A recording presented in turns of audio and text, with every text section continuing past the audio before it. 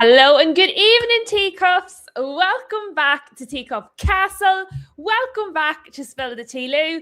And welcome to the World Cup final watch-along. Some of you might have thought you were on the wrong channel. You're not. We're just watching a plethora of nonsense before the football players make it on to the pitch. So, welcome, guys. Nice to see you. I see you are all having a good old chin wag there in the chat. Thank you so much. It's actually, I always feel like, see, on a Sunday, I always feel like I haven't spoke to you for like ages and ages because there's we don't really do it. For the most part, on a Sunday afternoon, I have a bit of a lie-in. Myself and Boffman, we went off out adventuring to the lake there earlier today. So I've missed the majority of the build-up. Thank God for that. But we're ready for the football. We are, in fact, ready for the football.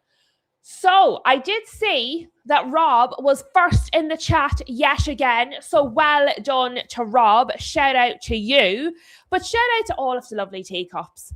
I see Damien and I see Guess and I see Flossie and Daz. And I know Shem was here earlier. Poor Archie is not feeling very well. It's probably the heat, Shem. Some people don't do well in the heat, let alone the little poppers. So I can only imagine. But hopefully Archie will feel better. Maybe he could sense Tom Cruise was on the way before the rest of us. Yeah, but hopefully little Archie will feel a bit better soon. Who else have we got? All the old reliables in the chat. Thank you very much, guys. Rob even had a super sticker in. My goodness, what was it? What was the sticker? Oh, it was the little love heart, Foxy. So thank you very much to Rob getting the super stickers in, getting us started, getting us off the mark. So thank you very much to Rob, always united.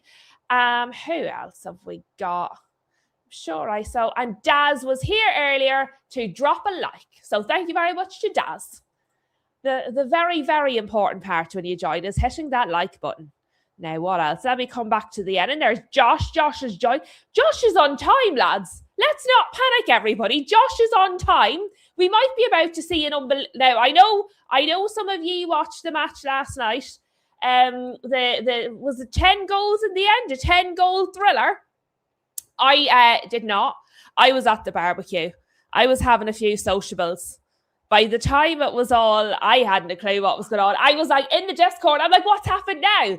And how many goals now? And is it better? I didn't watch it. So for those that did watch it, you were rewarded for your loyalty in watching it. Fair play to you. I thoroughly enjoyed my my barbecue. It was very good fun. But I am hoping we're going to be in for another thriller today. I hope you didn't use up all the goals last night. I hope we're in for a big goal game. And I hope Spain gets all of them. Is essentially where I'm at with the whole scenario.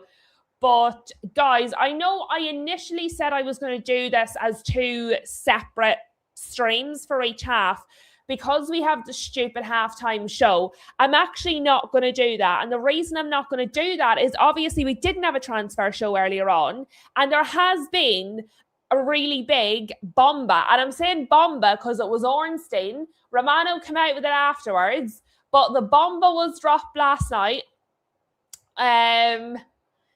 So we'll get into that during the halftime show. Well, basically what we're going to do is, because we didn't have a transfer show at 12 o'clock, we're going to do our transfer show in the halftime show is what I'm going to do, is what I've decided. You're actually getting the transfer stream and the World Cup watch-along in one go. Danny is saying Limnock Abu. Where are you, Danny? Which county are you in?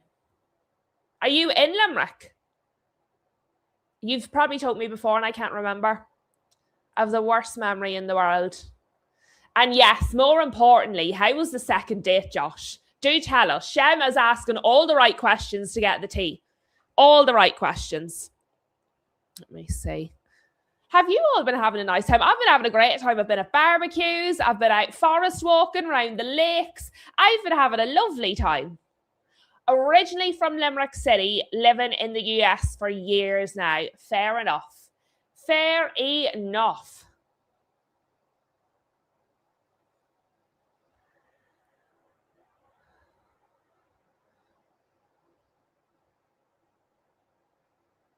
We've got the brass instruments out and going. To be honest, that was quite nice, to be fair.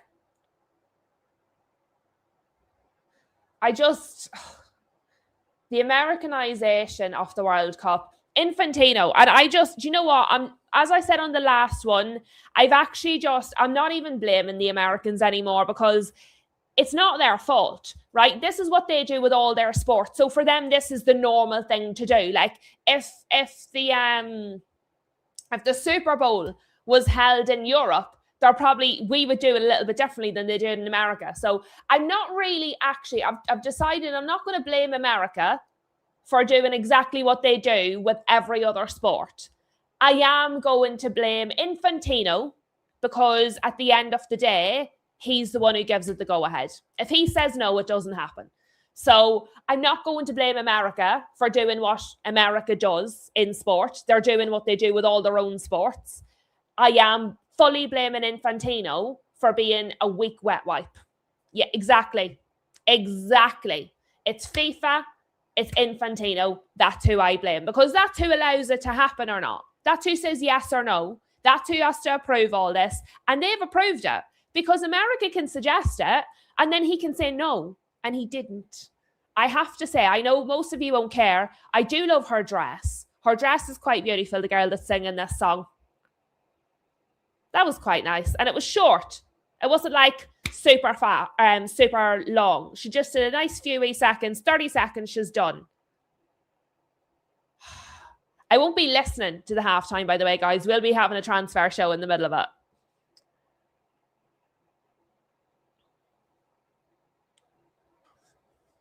Guess with the real question. We're about to find out shortly. I really hope Spain win. I really, really, really hope Spain win because really and truly, disastrous. Just disastrous. If Argentina win, the whole thing's a joke. I mean, the whole thing's a joke anyway. It's going to be even more of a joke.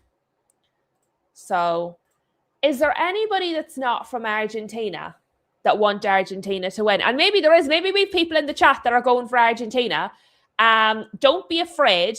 If you're going for Argentina, you go for it. I'm obviously not. However, if that's what you're doing, that is fine because we're not a hateful bunch in here. We might query why. However, we won't tell you you're not allowed to go for who you want to go for. I very much do hope that Spain absolutely trounced them, though.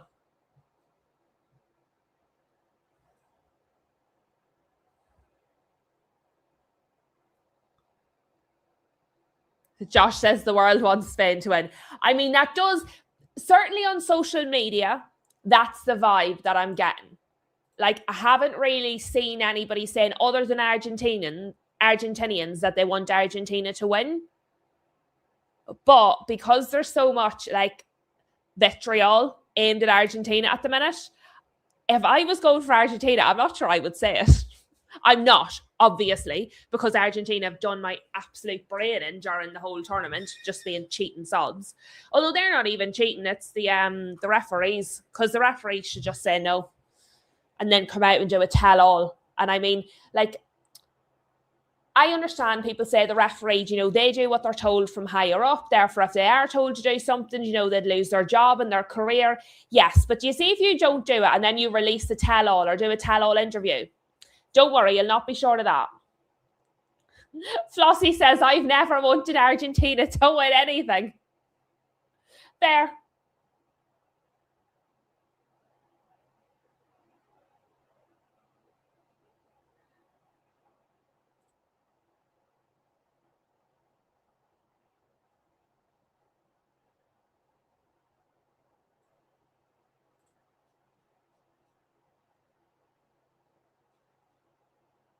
Sorry, guys. I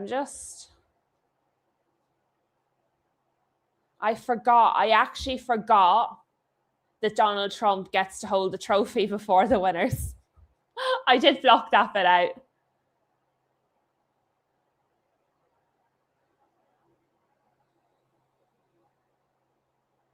Jazz is predicting 3-1 to Spain.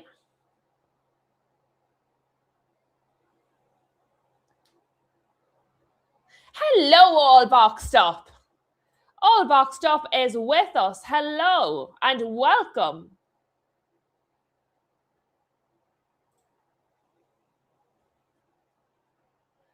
Are we ready? I don't know if I'm ready.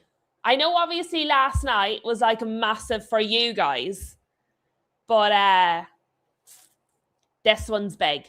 This one's big.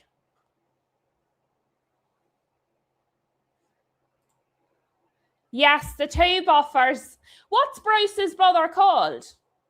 There's Bruce.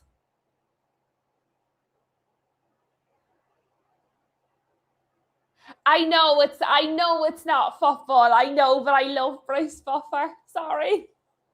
I know I'm supposed to hate it, guys, but I love Bruce Buffer. What is his brother's name, though? I don't know his brother's name, Josh, if you know it. I know it is. It's very Americanized. And I would never want to see it again. And I can't wait to see the back. To have that match the other day, even though it was only a friendly, without like hydration breaks. Michael Buffer is the brother's name. I actually didn't know that. I just couldn't think of it. Do you know when you hear it and you're like, oh yeah, that's familiar? We've kicked off, guys. We have kicked off for the World Cup final. Guys, this only happens once every 4 years.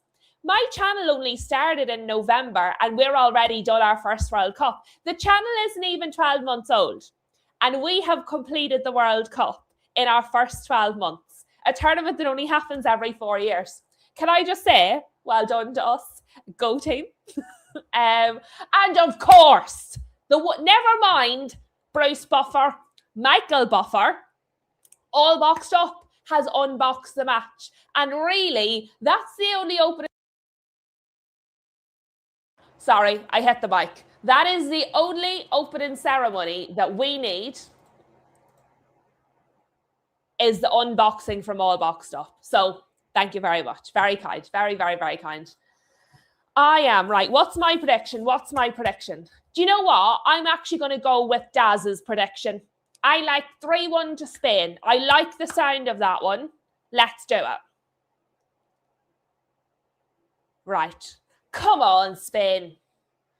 This saves football, right? Never mind this Premier League save football nonsense. Spain are here to save football. This is the only saving of football that's going to happen. Rob reckons 2-1 to Spain. Pedro, please don't stamp on their foot a minute into the game, right? Your job is to win this match for all of footballdom. Please don't get a yellow card immediately, okay? Thanks, Pedro.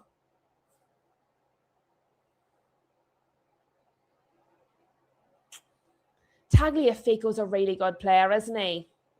All Boxed Up says he hopes everybody enjoys the match, and big up to me and to you guys. So big up to you, All Boxed Up. Big up to you. You've actually, like, you guys, you have been just absolutely incredible through this World Cup. Really, really just brilliant. Brilliant company. Brilliant getting involved. And, you know, I appreciate you so much because I know there's so many channels out there covering the World Cup. Bigger channels that are a bit more established than me. So I really, really do appreciate so much that you guys have been so consistent, sticking with me throughout the World Cup for all of the watch-alongs. And yes, guys, please do not put spoilers in the chat, please. Not today, because you might just break my heart. And it's already pretty broken. So please don't put spoilers in the chat. Do you know what I need to do? Change the banner. That's what I need to do. There we go. I even have this banner moving slower so people can read it properly. I agree, Josh. Josh says, I don't want a good match. I want a demolition job on Argentina. That's how I feel. Except Argentina have already started the better team. But yeah, today I don't want to be entertained. Today I want Argentina to lose. I don't care if it's the stinkiest 1-0 we've ever seen. I don't care if it's an own goal off somebody's butt cheek. But Argentina must lose today. That's where we're at.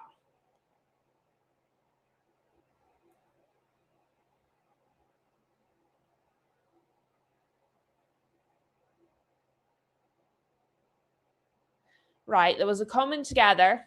Montiel's having a bit of a whine, but nothing was given. So, small mercies and all that. We have made it through the first 4 minutes, guys, and no Spanish player has been given a yellow card. Olmo, who's this? Yamal. Olmo, Yamal. Oh, what a save from Martinez. Big save, Emi Martinez. Really, between Yamal and Olmo, that was almost the unluckiest deflection in the world for Argentina, guys. We nearly willed it. 4.5 minutes and we nearly willed it into existence already, okay? They're going again. Go on, Spain. Yamal, cut out. Lisandro cut it out there. But is that Rodri? Yamal, Spain. No, get it quick. Oh, that was silly. That was so silly. What a terrible mistake. Well done, Simon. What an absolutely terrible mistake that was from number 14 for Spain. I haven't done their numbers, guys. I was late back from the lake. I didn't have time. I did make a coffee, though. But that was nearly a dreadful mistake by number 14. However, well done, Simon. Did very, very well to cut that out cleanly. Is it too late to say that I'm planning on being biased on this stream? Does that disclaimer have to go right at the start? Is it okay if I say now? There is no intention to be unbiased today. I'm absolutely rooting for Spain. You probably couldn't tell because I was so subtle about it, but I am.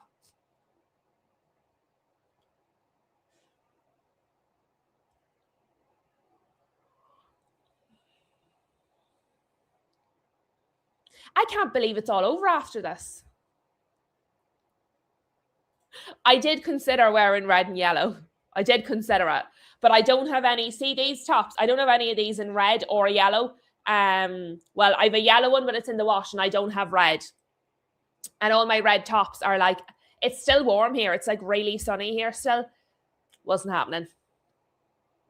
Rob says, I think we all are. From what I've seen, I think we all are. Rodri. I can't believe I'm cheering on Rodri.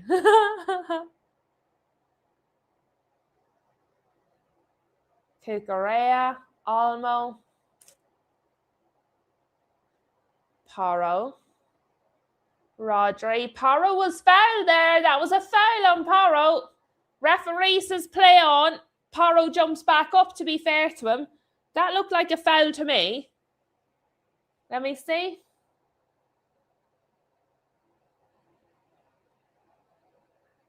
I mean, that looks like a foul to me from McAllister. But look, the referee seems to be letting everything flow at the start of the match on both sides. So I'll give him the benefit of the doubt there because he, for the most part, is letting the game flow. So we'll...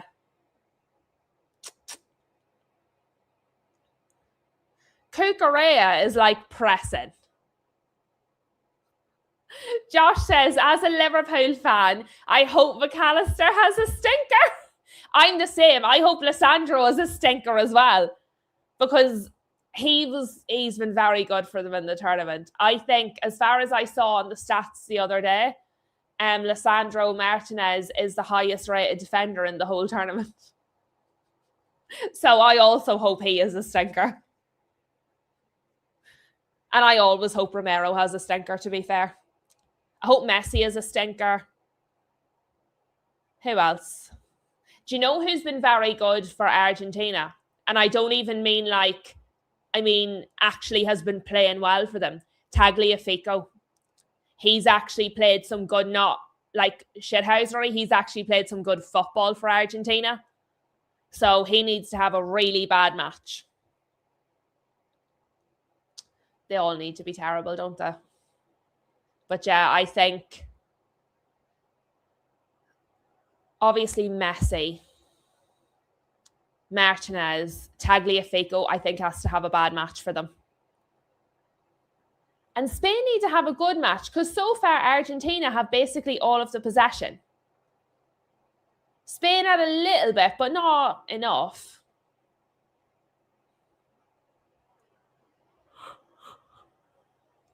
Oh,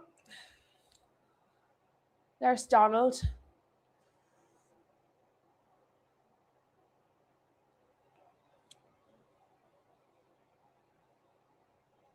Spain are on.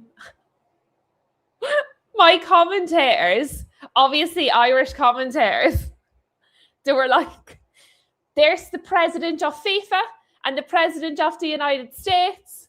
But they don't seem very taken with the football at the minute. They seem more taken with each other.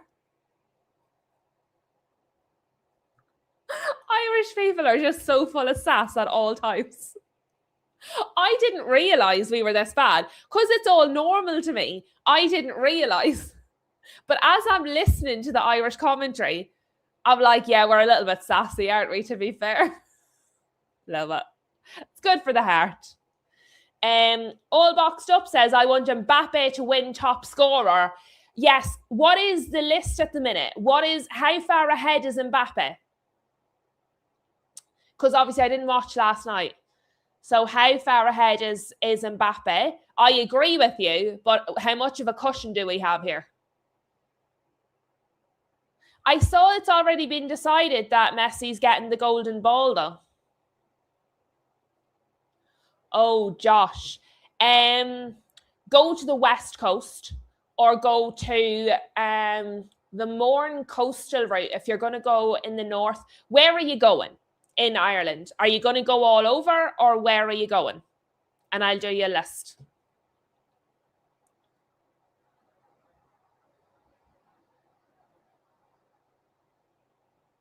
Mbappe is 2 ahead of Messi, says Damien. Right, so Messi has to score less than 2. So far, so good, guys. So far, so good. 2, that's not a lot. I was hoping you might say 3. But okay, we'll take it. But I did see, supposedly Messi, it's already been decided Messi's getting the golden ball for the tournament because it gets voted on before the final. All over. Oh, wow, right, okay. Okay, so you need to go to...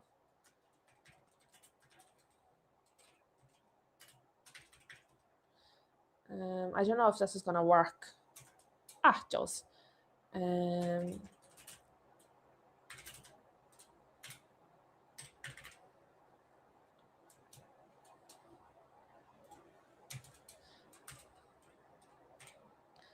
It's going to be a corner here for Spain, guys. So let's hope.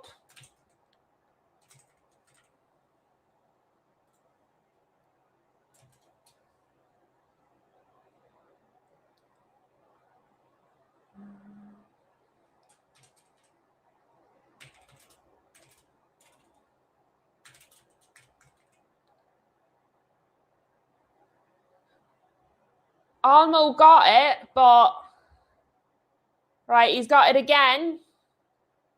It's now on the other side with Yamal. Poor pass to Baena. Poor pass to Baena.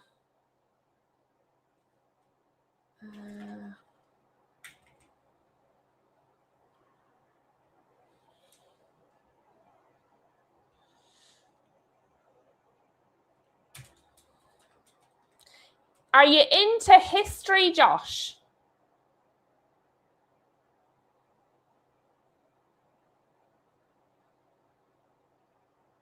We've actually had a beautiful summer this year.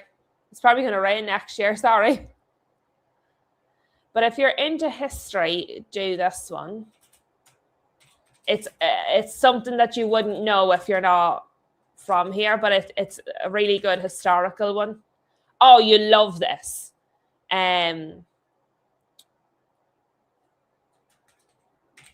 That's good. That's good. Now, there's a list of places to go. They're all over. But see that Oma Folk Park? That's brilliant. you'll actually see they make bread, how they made it. It's like a theme park, but it's themed as in the people that are there, they're dressed and work and live how they did years and years and years ago here. And they've a blacksmith on the grounds, and they've it's brilliant. It's absolutely brilliant. Almost down. He was on the receiving end of a challenge here from McAllister again.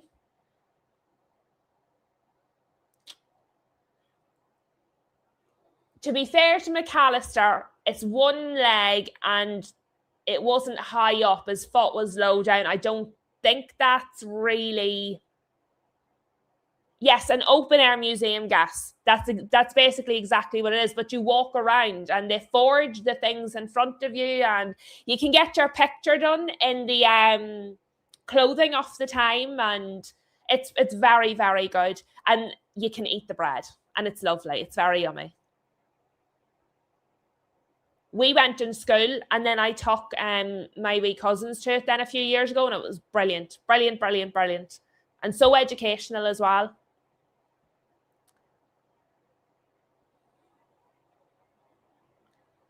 Hellfire Club Flossie. That's niche. How long ago were you there, Flossie? That is niche. Okay. I forgot you used to drive the bikes. Fair. Flossie, that's tickled me. I forgot you used to do the bikes. But yes, many moons ago I was in it when I lived in Dublin for a while. And I was at it. I've seen Messi for the first time. And of course, it's winning a foul, isn't it? Obviously.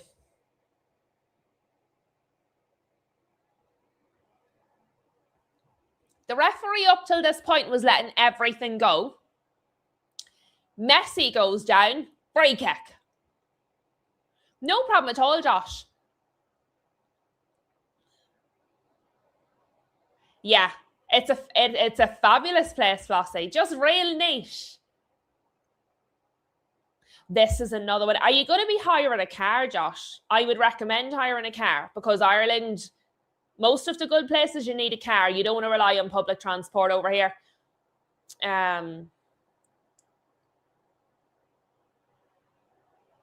Nothing came of that free kick. There was just a bit too much on it. It's going to be a goal kick. Let me see.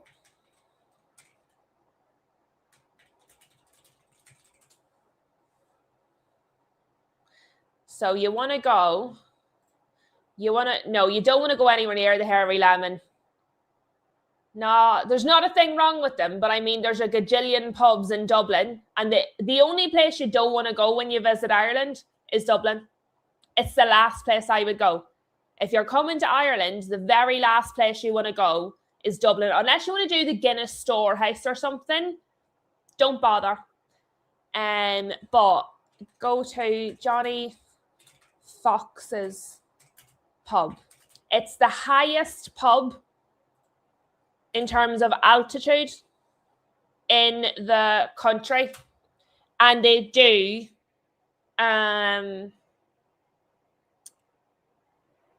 a rack of lamb, but it's like slow cooked. It's the best thing you'll have ever tasted in your life, bar none. It's beautiful, but it's in the Wicklow Mountains. Wicklow's beautiful. Everything in the Wicklow Mountains. So go to the Wicklow Mountains, and there's like driving trails.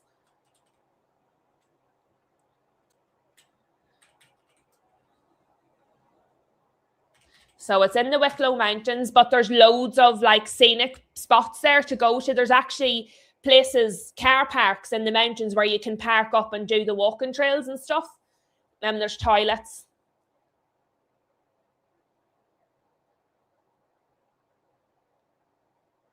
Tagliafico sort of takes out Yamal, who sort of then grabs him.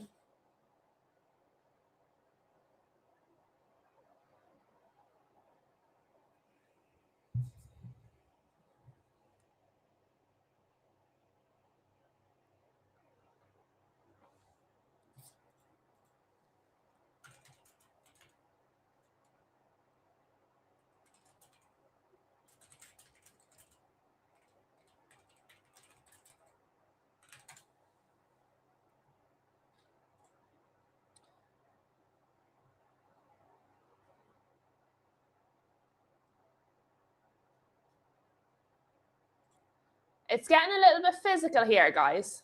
It is getting a bit physical here.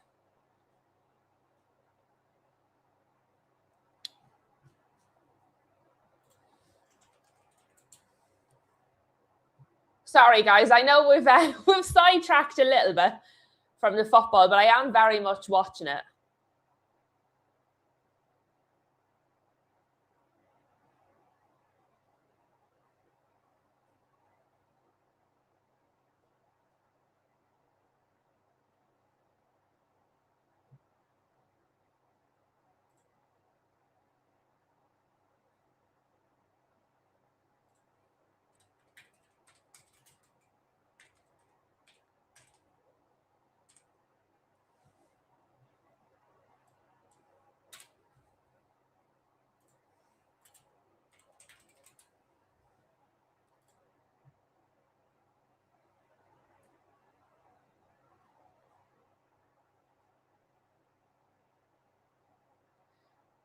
Now, this one again is quite niche.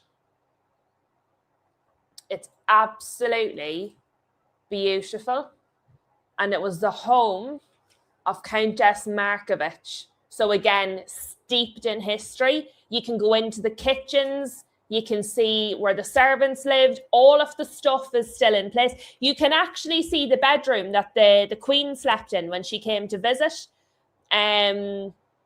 Really steeped in history. Really, really well worth a visit. Absolutely beautiful.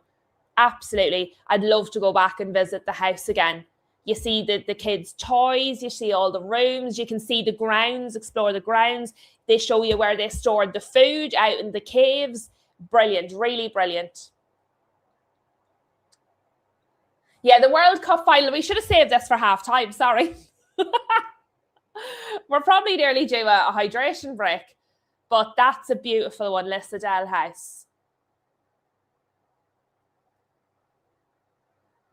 I love history. That's why I asked. There you go. Leap Castle. That's another good one, Flossie. Flossie's good at this. Oh, I tell you what, it's really all Argentina at the minute, isn't it?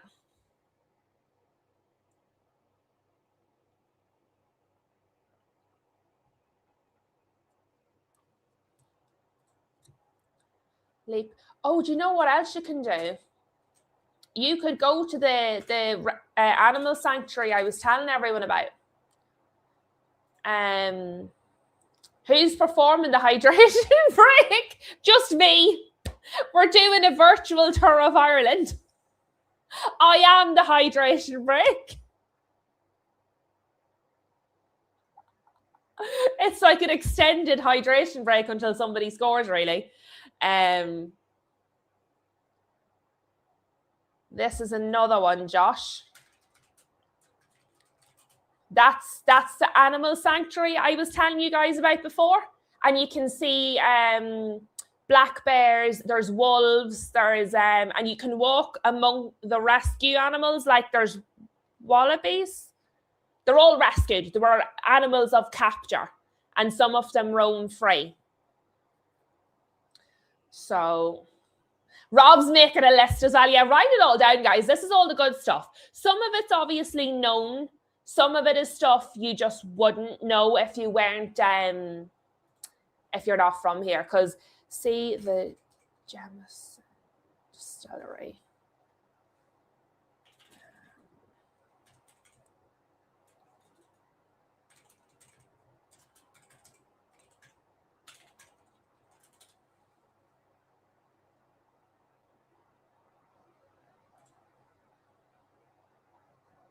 Oh, nothing came from that corner.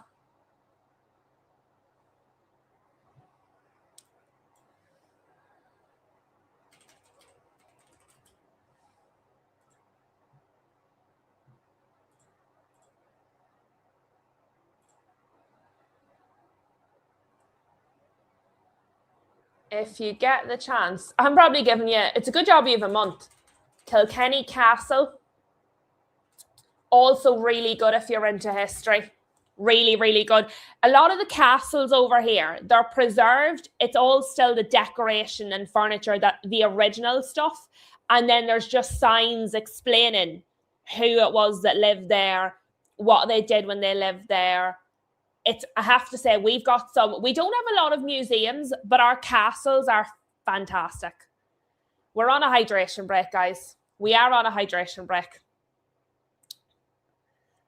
Shem's doing the halftime. Oh, guys. But yeah, so if anybody, we are on the hydration break. So if anybody ever wanted to visit Ireland and didn't know where to go, there's the whole tour. You probably need a month to get around it. And then all Voxed Up was going to recite some poetry when Shem is done. Oh, I love it.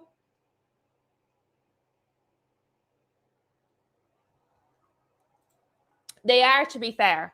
They're just not called museums over here. We've loads of museums. We just don't call them museums. We call them castles. Our museums are shite. Our castles are brilliant. And very well preserved because everything is in situ. I love all that stuff. Love it. Now I want to go and see Countess Markovich's house again. I just love it. Every time I go, I see something new. And the team there are brilliant. The grounds are brilliant. And they've all got wee cafes and lovely stuff. Shem says hydration breaks are 5 minutes, right? That can be one song. There's supposed to be 3 minutes, Shem, but it's anybody's best guess at the minute.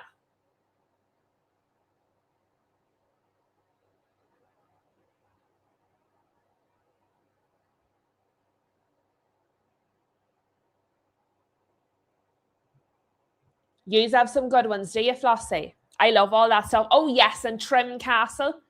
Trim Castle says bonkers. We do have some good ones. We do have some really good ones. There's so much history in Ireland. Like, the country's so old.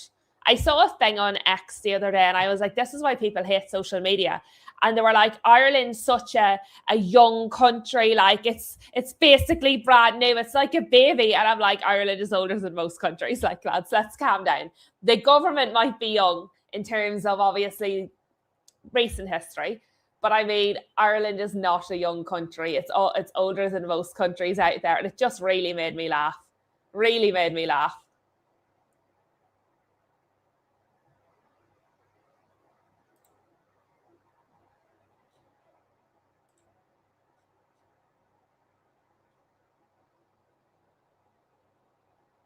No, Ireland's not young.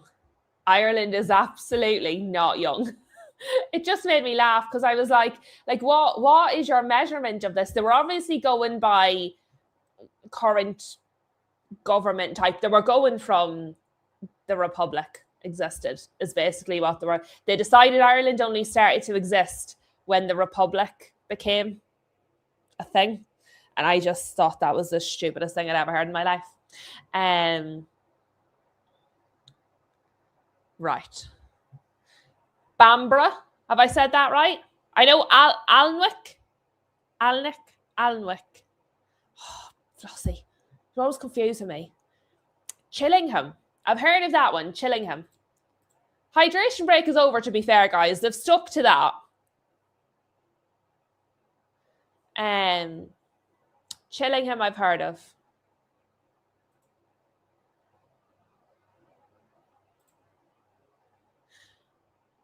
Kubarsi is dicing with fire there a little bit, to be fair to him. Maybe don't, please. Ireland's young at heart. I think we're drunk at heart. Anik. Yeah, sure, why would you read all them extra letters for no reason? And you lot laugh at us. Free kick Yamal. Yeah, I know.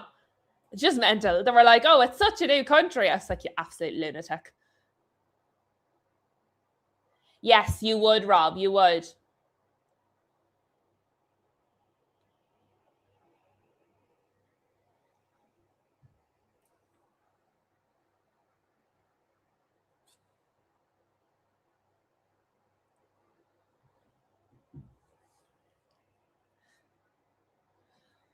I would like Spain to score soon. It's not because I want loads of goals. I would feel more comfortable when it's not 0-0. I know 1-0 is dangerous too. I actually think 1-0 has been incredibly dangerous this tournament because teams are going 1-0 and then losing. But I would feel better if they scored. Like, we don't have that long until this mental half-time show. I still can't believe it.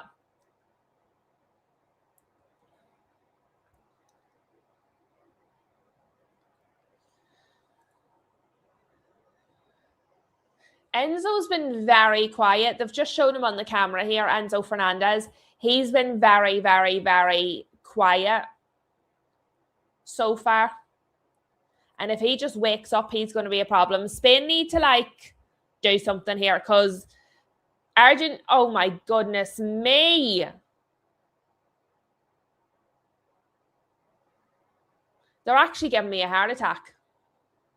They're giving me a heart attack here, Spain. Bonkers is saying hello to everybody.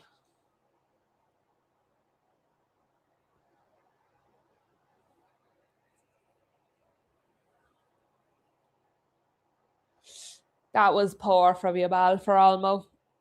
Too much on it. Damien says Spain playing with fire at the back with those passes. Yes, they are. Rob is saying Cucurella is a great little player. It was him that got the header away. Was it Tom that said he would have liked to get Cucurella for United? I think it was Tom said that.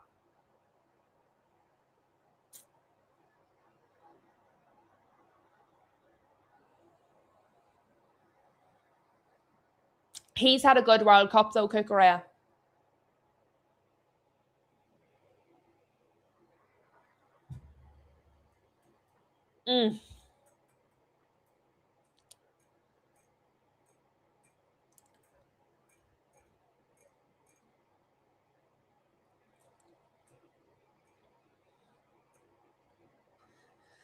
Argentina have definitely got the better of Spain here in this first half. Cucurella, speaking of him, has won it back.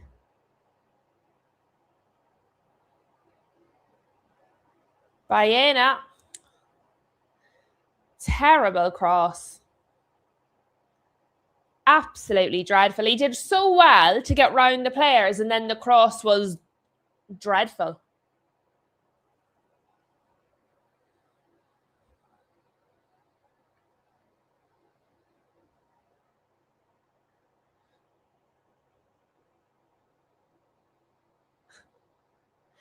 Bonkers would love anyone at right back that's not a croc for Liverpool.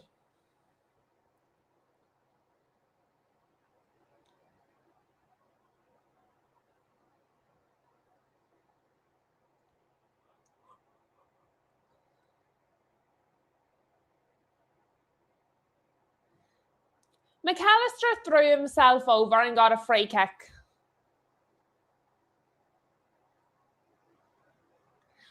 Right, he might have got a wee pull. There might have been a wee pull on his jersey. Not a big one, just a wee one. I don't know if it counts. Yeah, he's definitely done well for Spain. All boxed up. Definitely, definitely. There's actually so many Premier League players playing today.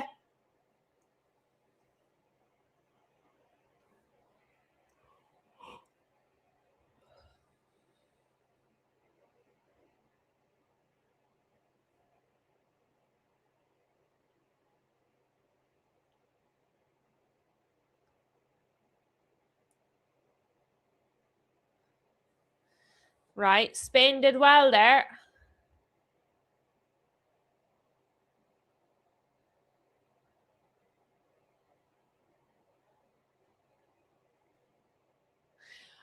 What do we think of Rodri so far, guys?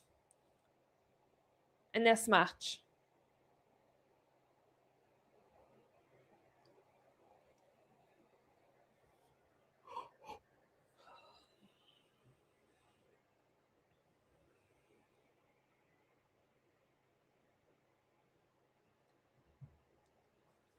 I don't feel like he's been at his tip top this match.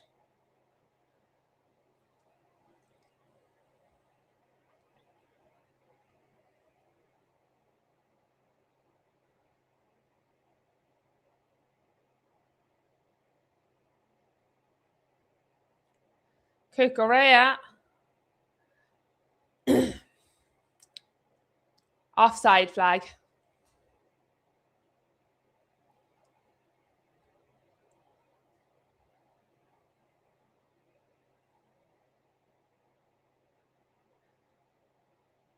That's quite tight. But look, nothing's come of it, so they won't really mind too much. That was tight, though, that offside. Yeah, Damien, very close, if I'm honest with you. It's one of them you'd probably have seen the lines drawn, do you know?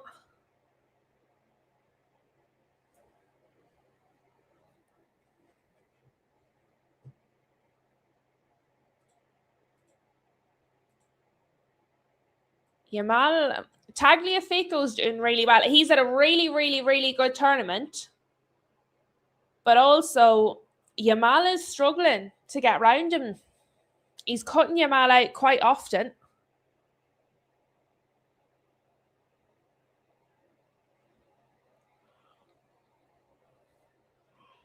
Oh, sorry, all the yawning, guys. I just realised I'm shattered.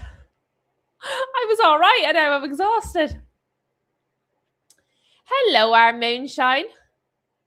Welcome back to the castle.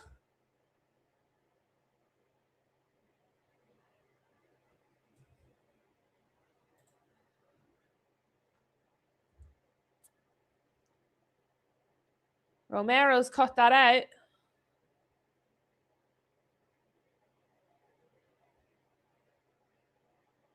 Almost won it back. Ah, too much on that. Oh, they're going to win a foul here. Free kick. Free kick Spain.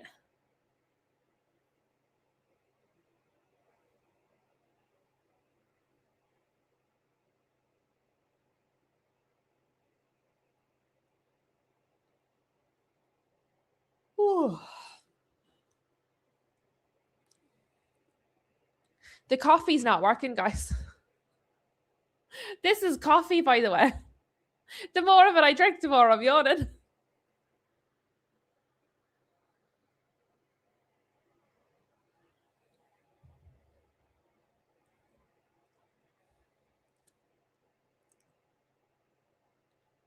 Kukurea.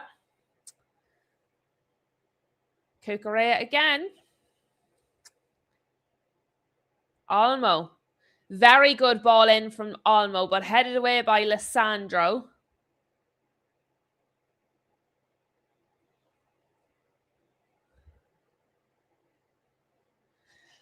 Damien to Spain are looking better down the left. I would say the problem is they can't get down the right. Tagliafico's too good on that side. Yamal cannot get down the right. So they're having to go down the left. The right, they basically... This is probably controversial. I would be taking Lamine Yamal off. I know you're probably not allowed to say that when you're watching Spain. But Yamal can't get past Tagliafico. He just can't get past him, which means out of the three, left, middle, right, Spain can't get down the right. They're cutting off an attacking field because Yamal can't get past Tagliafico. So you need to put somebody who can. You can't afford to not be able to get down the right for the whole match against Argentina. Bunker says the better game was yesterday. It was certainly the game with more goals, wasn't it? Save. Save by Emi Martinez.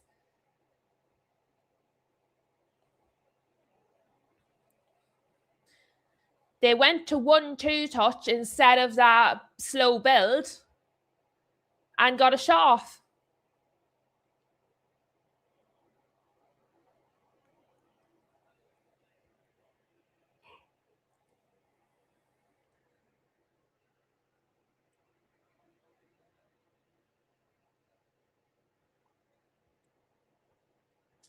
I don't think it's a bad take at all, Ed. You can tell me you disagree, but I don't think it's a bad take at all. You've a player on the right. The player can't get down the right-hand side. If his name wasn't Lamine Yamal, you'd say take him off. So it doesn't matter. His name doesn't matter. He's a right-sided player and he can't get down the right. Why would you leave him on the pitch? What's the point of him if he's not able to go forward? Every time he goes down the right, the attack is cut out. So you're wasting a third if you're attacking. Don't think it's a bad take at all. I think it makes complete sense.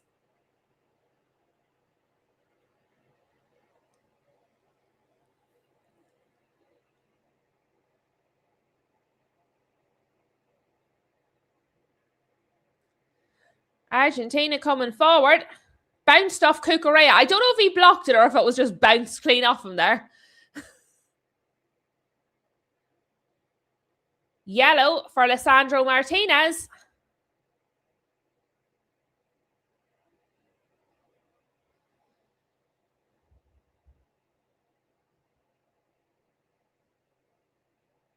Jesus, what was Lisandro thinking? What a dangerous, silly challenge to make. Yeah, yellow for Lisandro, very much deserved.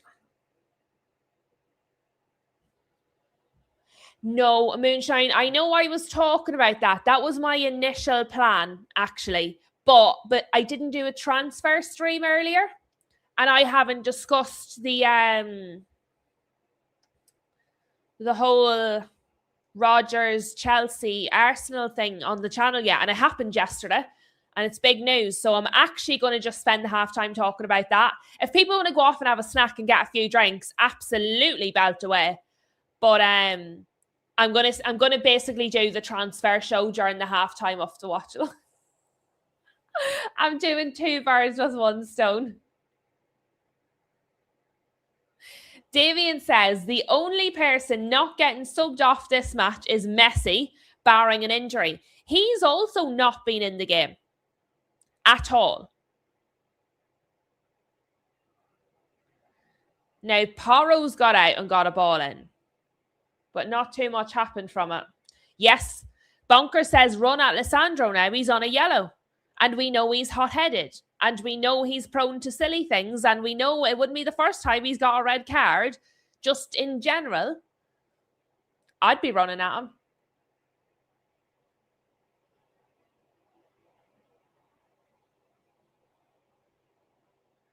All Boxed Up says, I would say yesterday's match had lots of goals, but both teams were horrendous. Gave the ball away continuously when not even under pressure. And as for point blank missing the target, I don't know. Well, I didn't watch it, so I definitely don't know. I'm just trusting you guys. You guys were my eyes yesterday because I didn't watch it. So I'm just trusting whatever you guys tell me. Cucurella, just wide. That was just wide.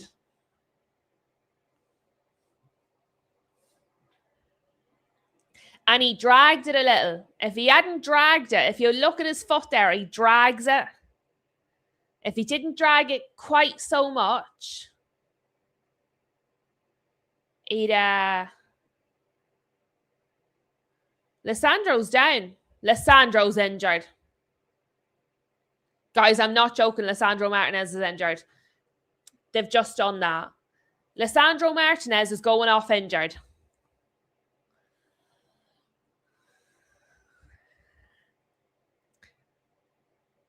See every single person that told me United didn't need a centre-back. Shove it up your arse.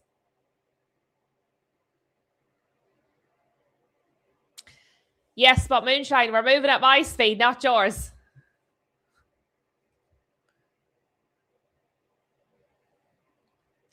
Otamendi coming on.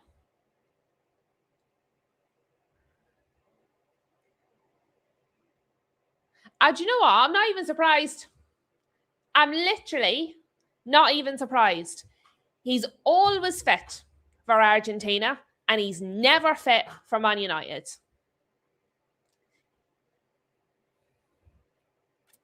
He just needs to be sold. I don't care. I don't care that people like him. I don't care that he's the butcher. I don't care he's a cult hero. I don't care he's United type of player, physical, blah, blah, blah. He needs to be sold. He's unreliable. He's unavailable. He's injury prone. His temper stinks. His attitude stinks. He needs to be sold. He needs to be sold. And I've been saying it and saying it and saying it. But because people like him, you're not allowed to say it about. It's okay to talk about Luke Shaw because people don't really like him. But you can't talk about Lisandro the Butcher Martinez. Absolutely not. You're not allowed to sell him.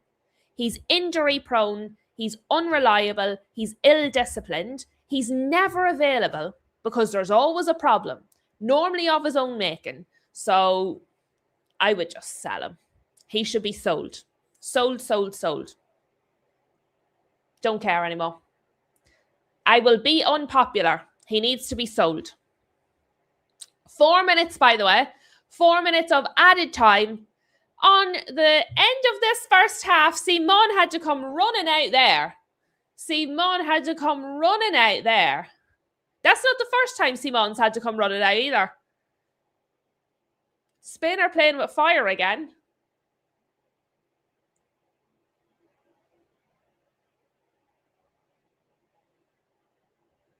Thank you, all boxed up.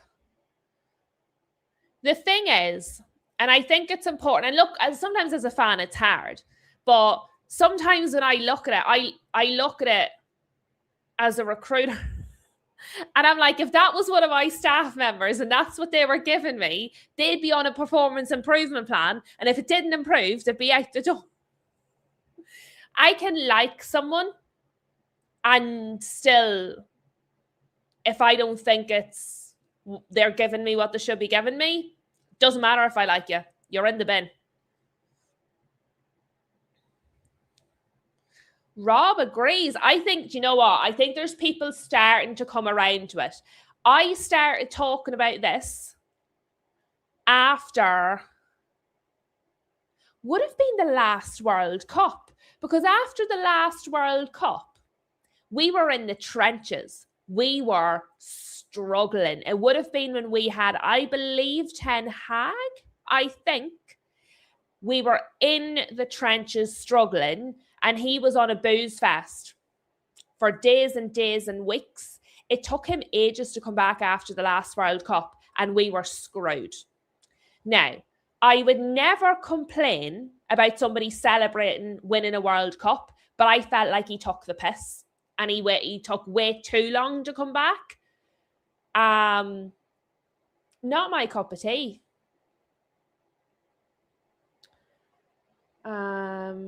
Damien says, Spain better score first because you know this Argentina team will scumbag a goal and the win out of nowhere. I agree. I completely agree, Damien. And Linda, lovely Linda's with us. And Linda says, I couldn't stand him after what he'd done on Wednesday. Definitely can't stand the twat now. Sell him. I have been talking about selling him for literally years. And I'm not even exaggerating. I didn't like that after the last World Cup. And then I was watching him. And then he was injury. And then it was another injury. And then it was suspension. And then another injury. And then another suspension. And now look, he managed to get himself fit to play in the World Cup. And when it's time at the end of the World Cup to go back to Man United, he's injured himself again. Isn't it magical how that keeps happening? He's always all right. He finds it within himself for Argentina. But with United, oh no, he's not available again. And I just got told, no, the Butcher, he is unbelievable. You must love the Butcher or you're not a real fan. Saul's friends, the vibes be vibing. Somebody should have been listening to me out there. I'd have got rid of him. I got rid of Manu too, though. I'm not popular sometimes with my own fans. Because I think Manu's a squad player, but I don't like his attitude either. And even I stuck up for him against Tuchel. Damien says, it's time to sell Lisandro. We don't need another centre-back down, especially with De Ligt in his current condition. I agree entirely.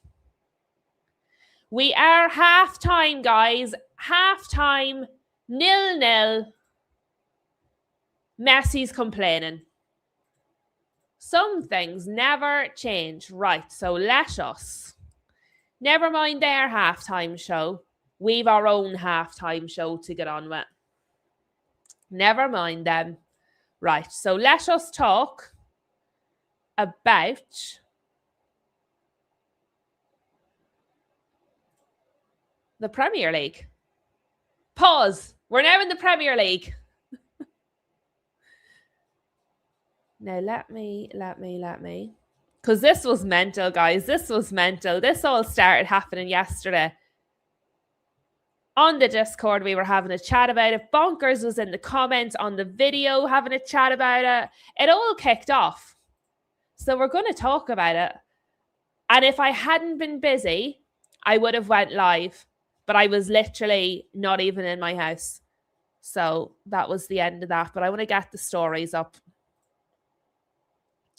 So, David Ornstein, last night, 6:30 in the evening, exclusive. Chelsea reach a verbal agreement with Aston Villa to sign Morgan Rogers. A bid of £117 million accepted by Aston Villa and being finalised. 6+1 contract, which is long because most of these contracts these days are 5, so that's extra. Medical on Monday. Arsenal were interested, but the 23-year-old attacker wanted Chelsea. Xabi Alonso was also instrumental, but the attacker wanted Chelsea. Fabrizio then come out, breaking Morgan Rogers to Chelsea. Here we go. Club-to-club agreement reached today with Aston Villa to anticipate Arsenal official bid. And guys, you'll never believe it, Romano was put the fee in pound instead of euro. Funny when it's 2 Premier League clubs. Except that's not what he did the last time it was 2 Premier League clubs. But anyway, £117 million proposal has been accepted, as David Ornstein reported. Agreement done with Morgan Rogers on personal terms. Deal until June 2032. And then it just all kicked off. Everybody went into meltdown. Everybody was in shock.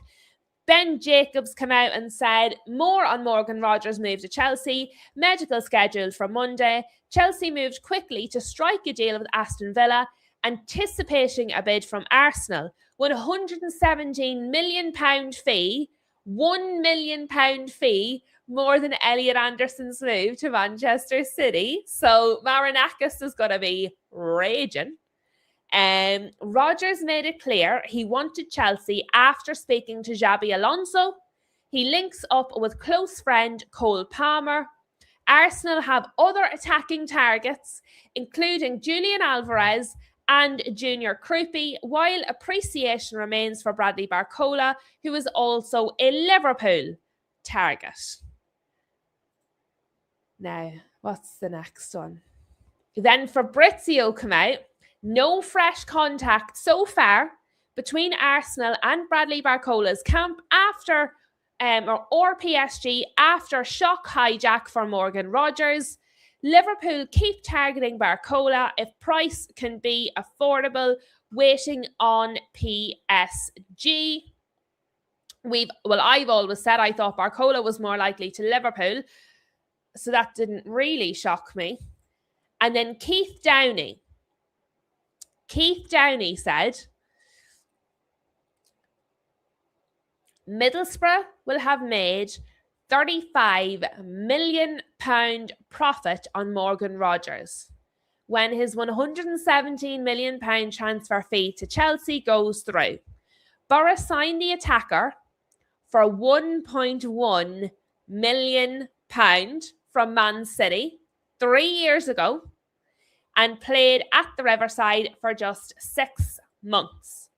Borough sold him to Aston Villa for £15.5 million and then agreed a further 20% of any future sale, in doing so, taking £20 million for his move from Villa to Chelsea. Now, Keith Downey has put that up, but it comes from Sky Sports' Lyle Thomas, the senior football news editor, who you will remember that we've spoken about a number of times on the channel. But some really good, extra information there from Lyle.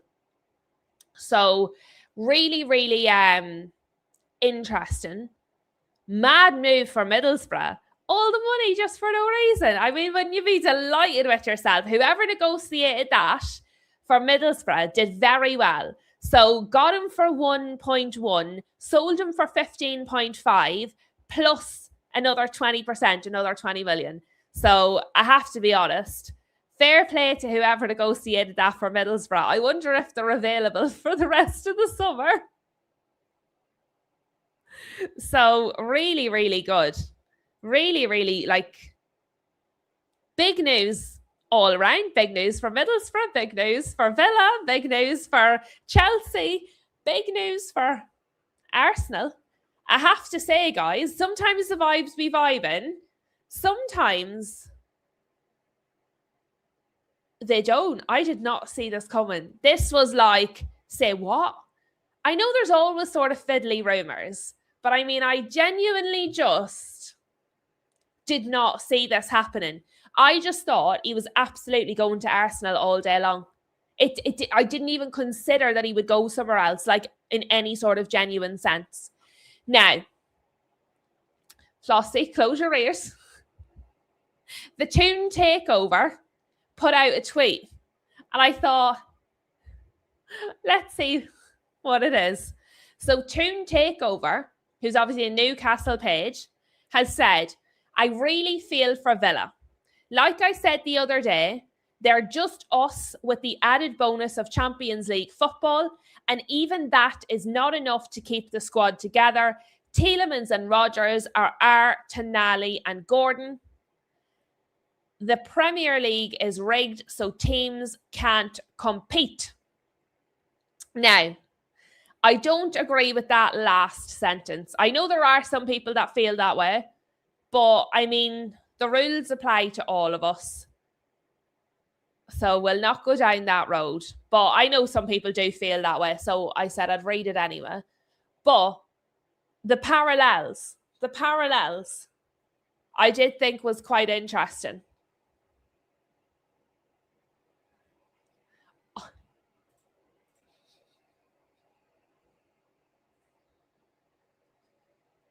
Oh no.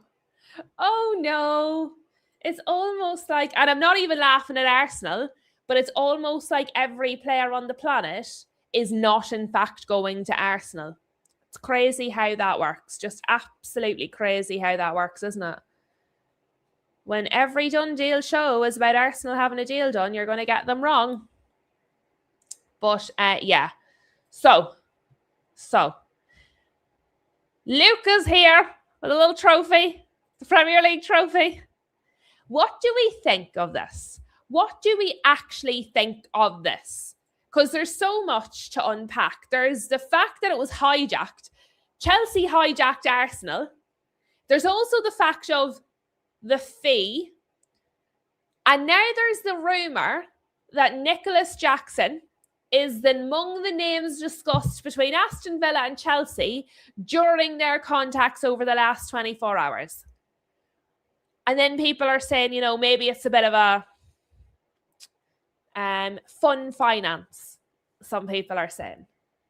But if we just, for the moment, leave the theories to the side and we just look at what we know the deal is, what do we actually think? Because I'm not quite sure how I feel about it. I think Garnacho is supposedly going to Roma. He has given his consent to go to Roma, and Roma would take him. If Villa would take him, I mean, it's a big risk for Villa, if I'm honest with you, because they've had Rashford on loan, And they've had Sancho on loan. Do they really want to take another member of Man United's bomb squad to their club? It doesn't seem like a good idea, if I'm honest. Like for Villa. It's a great idea for you guys, but I think more likely is Roma, to be fair. But I might be wrong. Oh, I'm not watching it. What is happening? I'm not watching it. I have my X account open. Like I'm reading that. I have the tweets open. I refuse. I've muted it and I'm in a different window. I point blank refuse to watch it. Like completely. I'm absolutely not watching it at all. So whatever you guys want to do, I'm not watching it at all. I just refuse to watch it. Linda. Oh, Linda. Brilliant. Absolutely brilliant. Sorry, guys, that's it. Linda has won the internet for today. Everybody else just give up. Oh, Linda, you are genuinely, absolutely hilarious. Genuinely so funny. That's tickled me. That has so tickled me.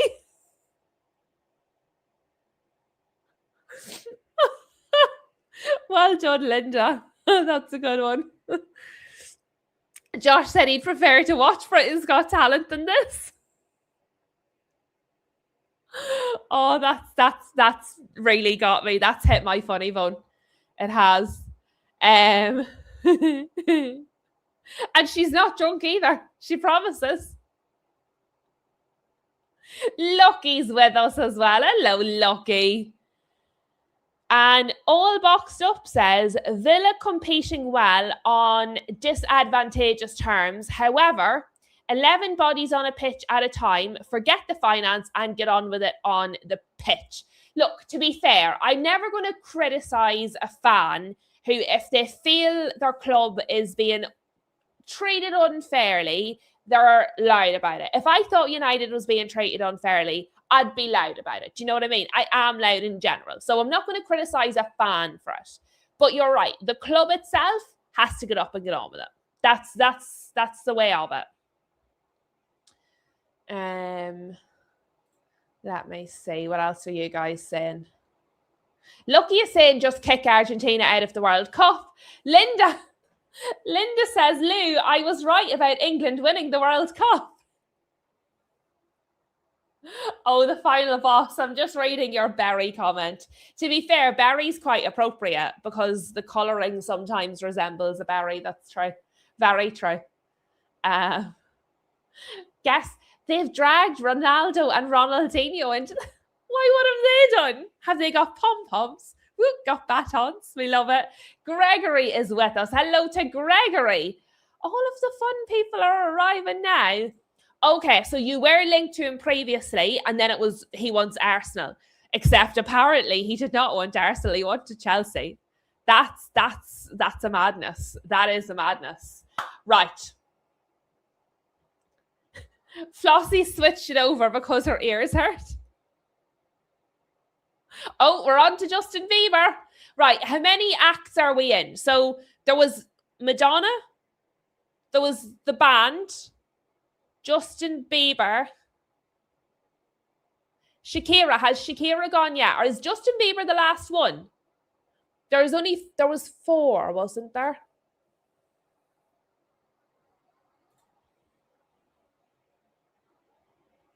Is True Colours were shown in this one? Very much so. Bear with me just a sec, guys.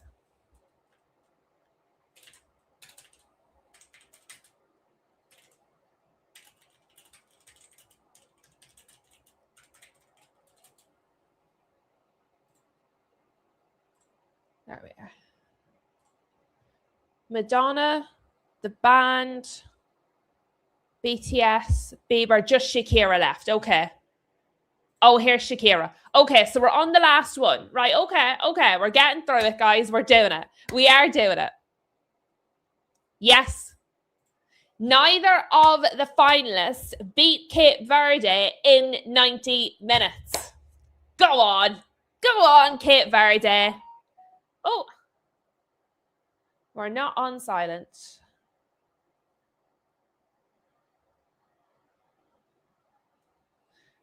All right, never mind. All righty. So, what do we think of this deal?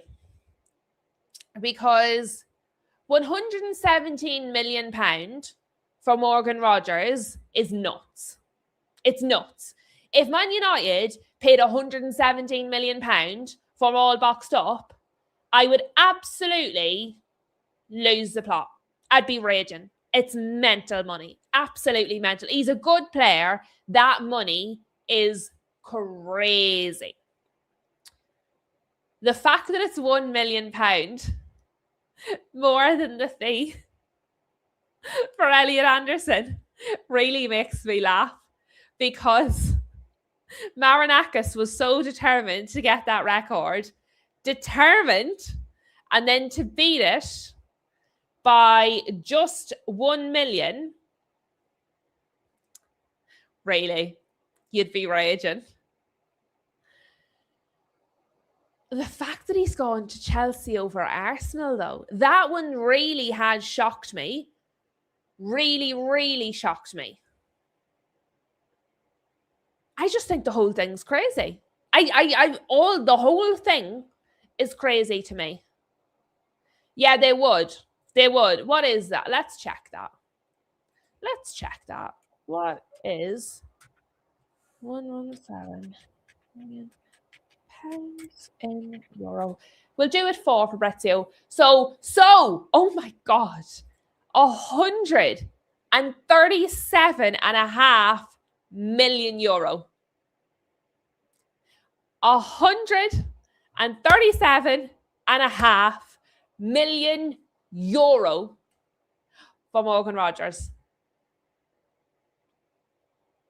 Guys, sorry, that's crazy.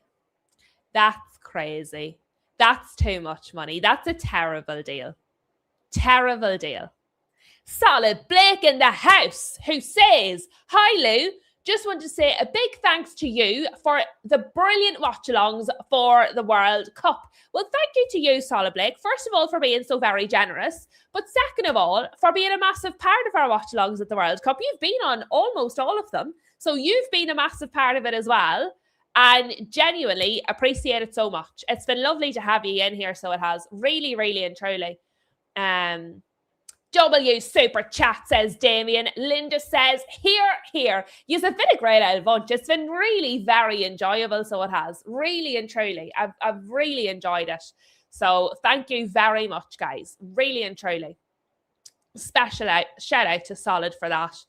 But yeah, the money's mad, right? And I know I don't know if he's still here. I know we had Chelsea fan. We had the final boss is a Chelsea fan.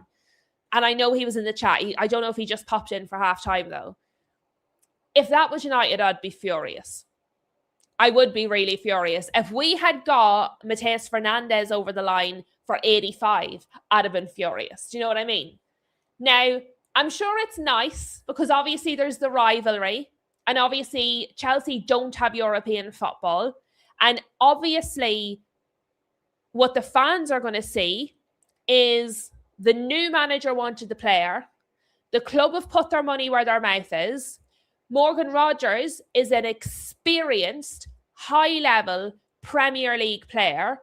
So it's against, I suppose, all of the criticism they've received so far.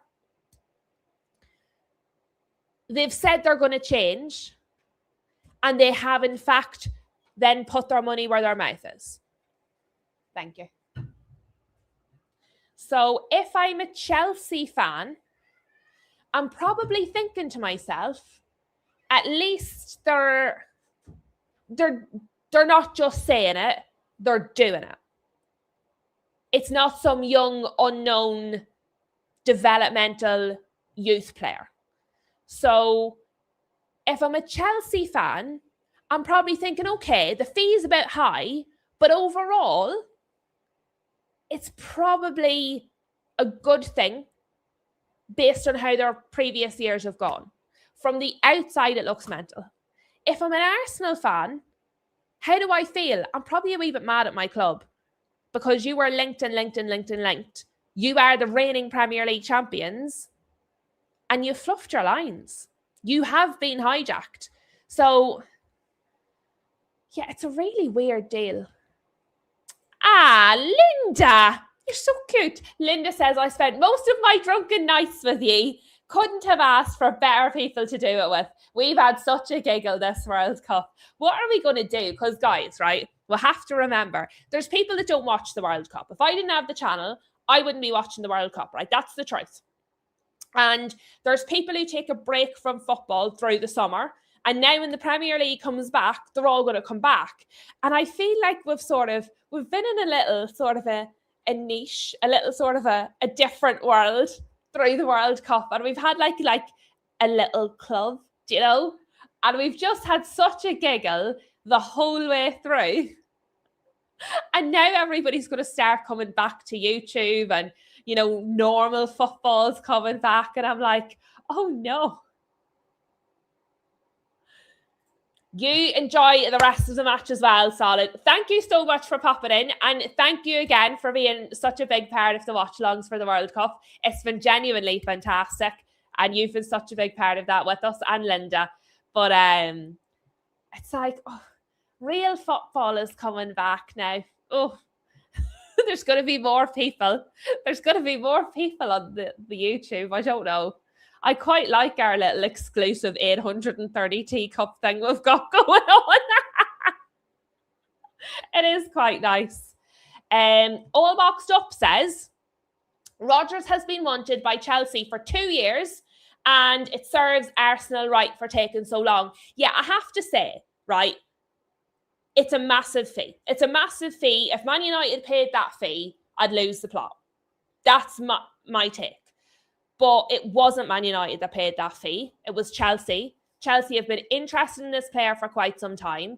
Chelsea needed someone who's Premier League proven, who's done things in the Premier League, not just played in the Premier League, not just Premier League experienced, Premier League proven, has done good things, important things in the Premier League.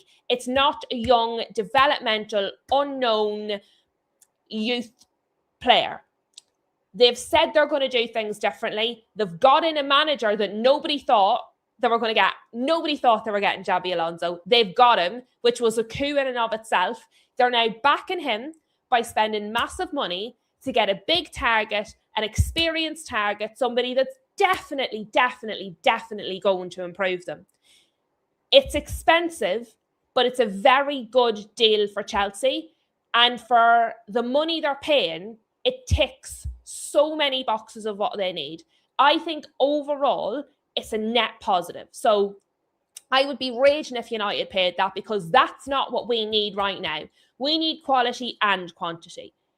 Chelsea, what they're paying for, they're paying a premium because he's exactly what they need. Arsenal, hang your head in shame.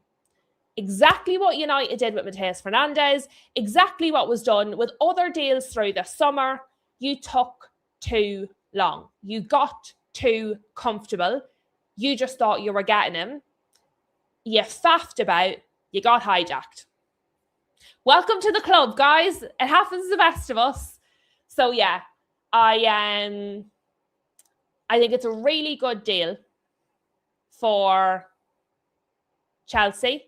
I think Villa, look, they'll be sorry to lose him, but I think the money, because of their financial situation, the money that's going to pump into their club is just, it's incredible for one player. So I think Villa, while they'll be sorry to see him go, are really getting a good deal as well. I think the only ones that come out with this with egg on their face, actually, I think is Arsenal.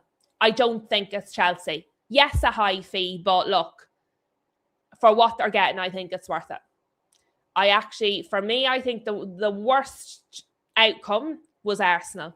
Yeah, Arsenal not getting their target, the amount of injuries they've had in this World Cup, and like they just faffed. They faffed. They were in talks. The only team really that's been linked to Morgan Rodgers was Arsenal, Very, very loosely Chelsea, but it was all Arsenal. And then that was it. They faffed. It's entirely their own fault. Linda says she's going to be in bed by the time this half time is over. Right, let me click back on. They're coming. I timed that well. Argentina's coming back on the pitch, lads. The players are coming out. I've done exceptionally well there, timing that. Oh, that was well done, me. Good timing by Linda on her comment, and good timing by me. Clicked back in, and there it was. The players are coming back out. Good news, people. I see football players on the football pitch. It's happening. How long was that? I didn't look at it because I didn't want to make myself mad. How long have we been on half time for? So what? We played 45. And then we played, 4 minutes of at a time? 49. So let's say 50. The match kicked off at 8. 10 to a half an hour. We would have, because the match kicked off at 8 o'clock and we played 45 plus 4, which is 49. So say 50 minutes. So it was 10 to 9 when we got to half time, and it's now 20 past 9. So a half an hour. That didn't feel like a half an hour. Maybe it did for you guys. I had a great time having an out latter with myself.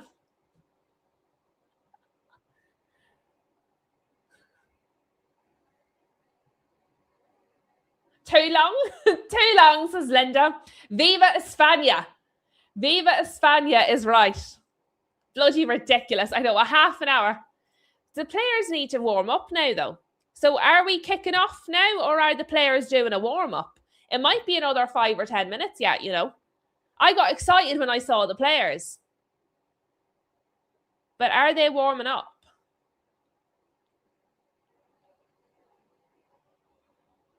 Gonzalez is going off.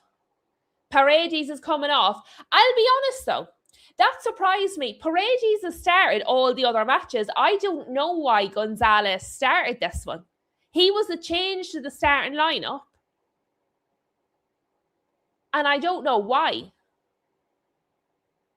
Oh, we're doing the countdown, guys. We're doing the countdown. We have kicked off for the second half, people. This is not a drill. We've kicked off for the second half. Woohoo! We got through that quite well, so we did.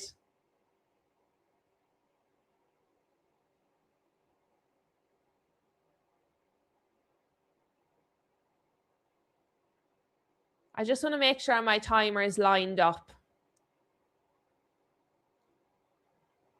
Oh, I've got that pretty spot on. Go me. Damien says, come on, Spain. Please do something. Correct and right. Please do something, Spain. All boxed up says, Villa need to keep dealing. Bayena took a shot, but it was saved. Villa need to keep dealing in transfer windows to be hoped they never get relegated, because EFL got issues with them if they ever end up in the championship, instantly penalised. I think Villa had a really, and I don't think it was a lucky season last season. I think they had a really good season where they earned their position. And I think now that they have the money in place, I think they're making some good moves. Manzambi's been announced, hasn't he, officially now? I think they're putting themselves in a good position to stay in the Champions League spots next season, you know.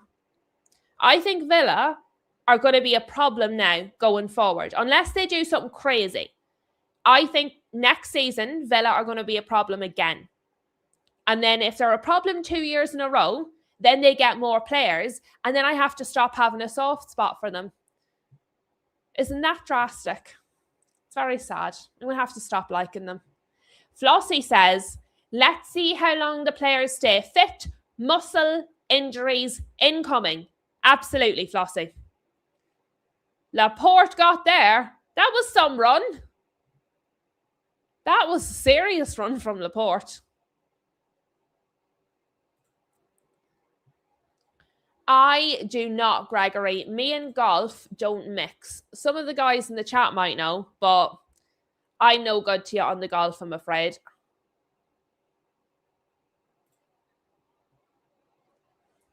Argentina, their first corner of the match here.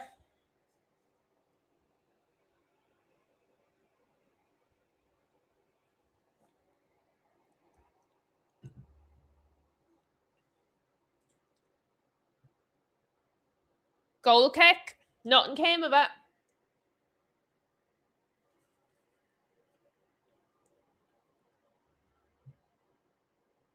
Lucky is saying United should go and get Jean-Philippe Mateta. There was a little talk about Mateta just before the window opened and then nothing since. Yes, they are. They absolutely are doing loads of stuff behind the scenes. Did we do a segment? I'm sure we did a segment on that wee Muharamovic chap. If we didn't, let me know and I'll do one. I thought we did, but we do so many players, I might have got it wrong. So if we haven't done, do you know the way I do the transfer market and the FOT mob and stuff? If not, tell me and I'll do it. I thought we already did though, and I can't remember now. I forgot, and I didn't want to do it again if I'd already done it, and I just couldn't remember if I already did it. We've done so many players this summer. It's been great though, because I feel like the players coming in, I feel like obviously you don't know till you see them, but I feel like we know a bit about them, which before I never would have. I thought so too. No, that's okay. I thought I did. That's what it was. The day you weren't there, I did it. That's what it was. It was on that. We did go through him. And I remember thinking, oh, Box Stuff's not here. That's right. Thank you very much. Thank you. I thought that. And then I was like, maybe I didn't then. But I did. Okay. I'm not mental. And what did I think of him? Did I think he was good? I think I might have thought he was good. But Leeds are doing good work. I think Leeds are going to be like one of the teams that move up. I have to actually organise with Kai to get a prediction show soon.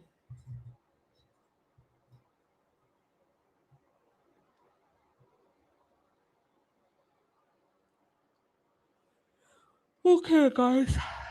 What do we think? We've already had to do a half an hour half time. There's no way we can do extra time and penalties.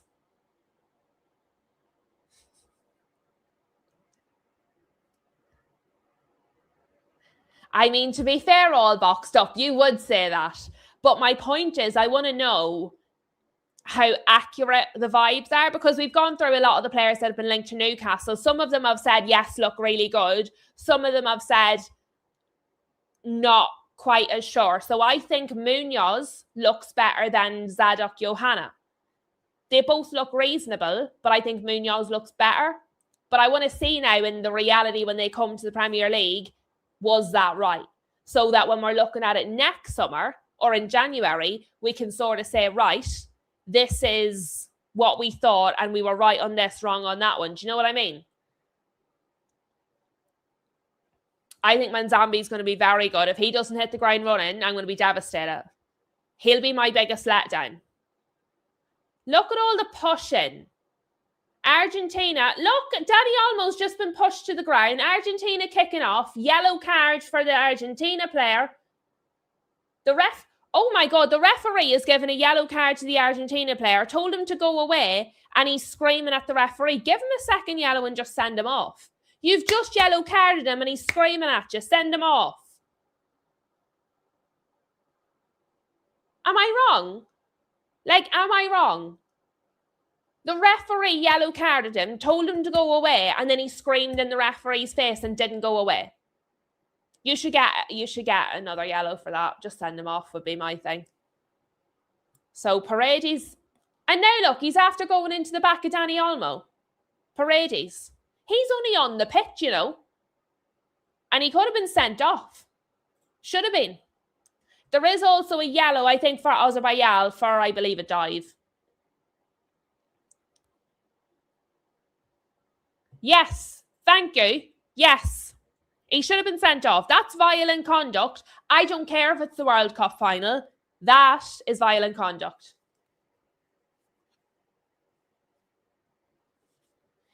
Do you know what I find all boxed up? I don't necessarily go by the clips because you can find good and bad clips of all players. What I go by is the length. 8 minutes is a lot of clips. That means they could find a lot of good stuff. Some players, you see, they'll put clips like this together, but it might only be a minute and a half because that's all they can find. So I don't really go by exactly the clips. I go by the length of the video, because the longer the video, the more good clips they were able to find. And if it's short, it means they couldn't find very many. So 8 minutes is quite long for that type of a video, which means there's a lot of good things. That's positive. That, I think, do you know what I mean? Right, so Paredes shoves Dani Olmo on the ground. Paredes then screams at the referee. Paredes then goes into the back of Dani Olmo after everybody's standing back up, and he's now after going in for another one there. Like, lad, send him off. I could not care less. It's the World Cup final. That is a yellow card. Send him off. Just send him back where he came from, onto the bench.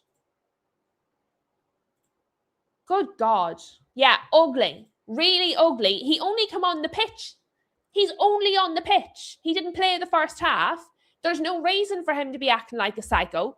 But the fact is, he shoved him in front of the referee. He then screamed at the referee. I couldn't be a referee. Because if I give someone a card and they start shouting at me, I'd be like, do you want to go home? Because that's where you're going.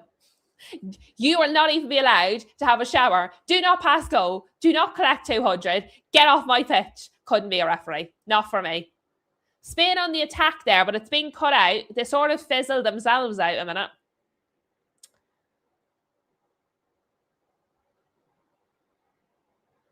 Lucky says the ref is clueless. Do you know what it is? I think he's soft. Nobody wants to be the referee that sends a player off in a World Cup final. And that's what it is. But at the end of the day, if what he's doing is worth the card, give him the card. It's his own fault. I wouldn't even be controversial. He could have had 3 yellow cards there in the last 5 minutes. Yeah, as Flossie says, getting a bit tetchy and a bit more aggressive. Now look at that. Who's number 9 for Argentina? He looked. Who's number 9? He looked at the Spanish player, saw where he was, and then jumped into him with his shoulder. Spanish player goes down. Argentina player goes, I don't know what happened. You watch him, look at him before he jumps into him. It's going to happen now. We've made it through the first half, and I didn't freak out at anything. I was very calm in the first half. Second half, it's doing me. It's doing me in. Spain need to score.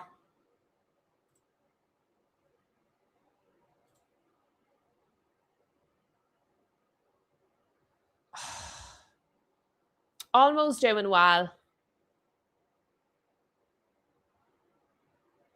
Almost doing well, which is why they keep fouling him now. Come on, Spain, says all boxed up.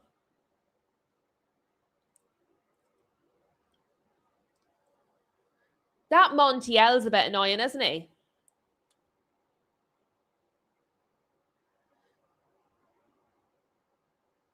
Referee telling Romero to stop hugging people. Josh, I didn't watch it last night, actually. I did not. I went to a barbecue and then I was out all evening. I think I got home in the early hours. Let's put it that way. I had a few juices. So I did not. Was it good? Montiel, my wee friend, is actually going off. Who's 26 that's coming on? Molina. Another one. Molina has been starting ahead of Montiel throughout the tournament. And now in this match, so the two, Gonzalez hasn't been starting. Paredes has. Montiel, I think he only started one. Molina has started the rest of them. Those were the changes to the starting lineup for Argentina, and they both had to be subbed for the people that were starting anyway. Now, Paredes should be sent off by now, but you get my point. Sometimes you just don't need to mess with something that's working. Spain made no changes at all.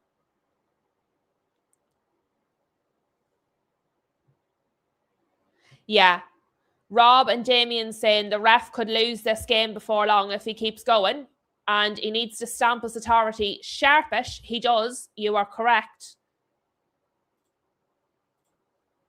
He's starting to lose it a wee bit because what's happened is Paredes did that shove right in front of him.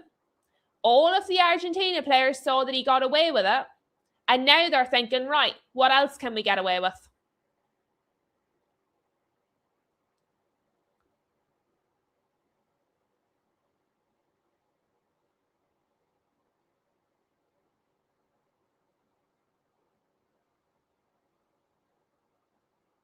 And let's not forget, Lissandro's on a yellow. Olmo. Lamine Yamal. It's the first time I've seen him in the second half.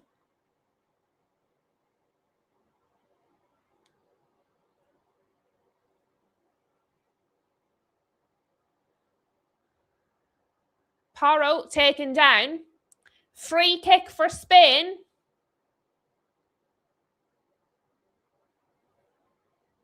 The referee hesitated, then blew for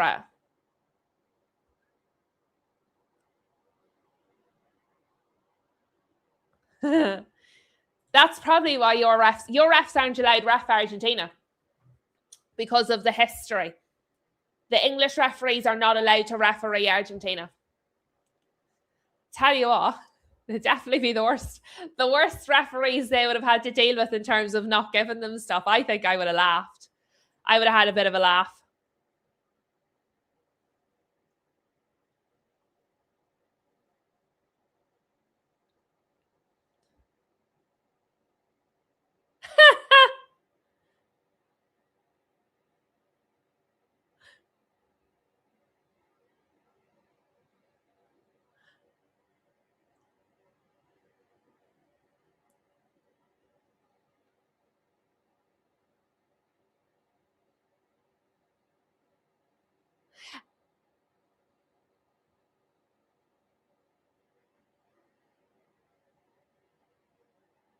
The spray, Damien, that's what I was laughing at. Right, come on, Spain. Do something with the free kick.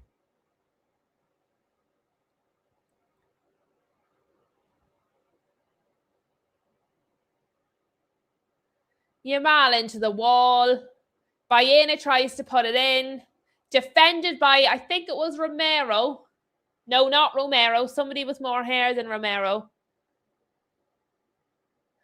Alvarez. That's the first time I've seen him all match.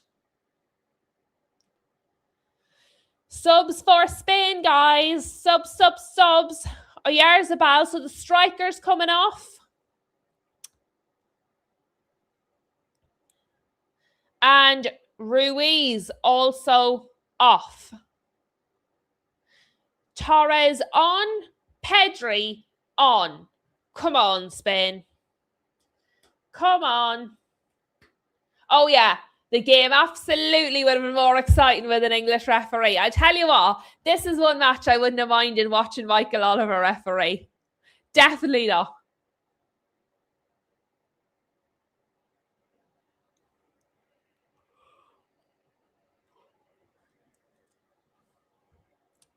Spain have won another foul here. The Argentinians are starting to lose the plot. Lose it. I have to say, most of the smaller fouls, the referee is going towards Spain. He is leaning towards... I think Spain have definitely had a lot more decisions than Argentina go their way in the match. I do have to be fair. If the referee I thought was being super biased, I'd call it. I do think, though, he has given more calls to Spain than Argentina.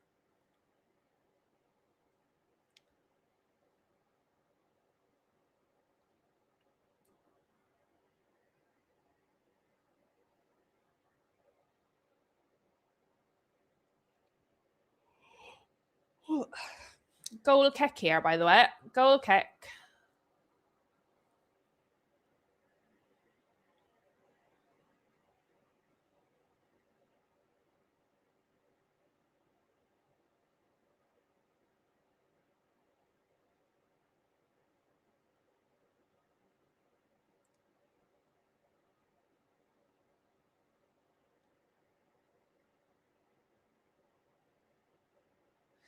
Josh, Argentina still haven't had a shot yet. Mental. Yeah, Damien. Argentina, 0 shots, 0 on target. Pedri, Olmo. Oh, straight at Martinez with so much power. He saved it, but he spilled it. So it's gone out for another Spain corner.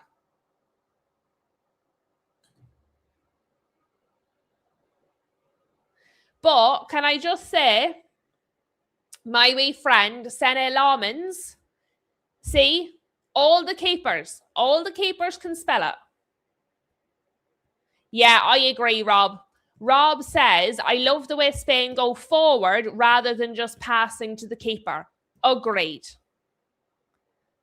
Referee given out to the Argentinians again. Yeah, I think overall the referee has been fair, I think. I have to give credit. Corner. Recycled back out.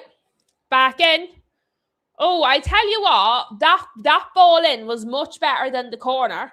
I think it's going to be another corner, but that ball in, that was much better. Yeah, it's going to be a corner the other side.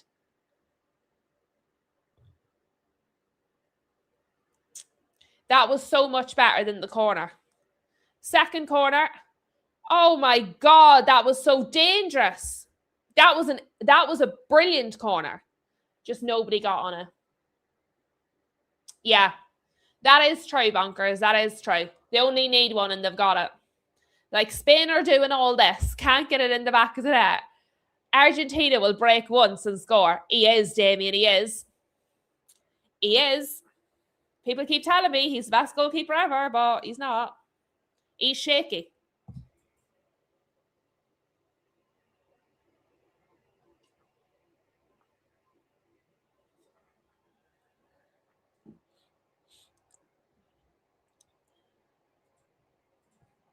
I'm not saying this out loud because I'm going to jinx them. So I put it on the screen for people to read, but I'm not saying it.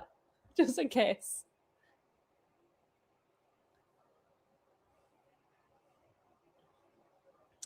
Feels like Argentina are doing a lot more defending than they were previously. Is the closest I'm going to get to it. Another corner. Yamal's going to take this one.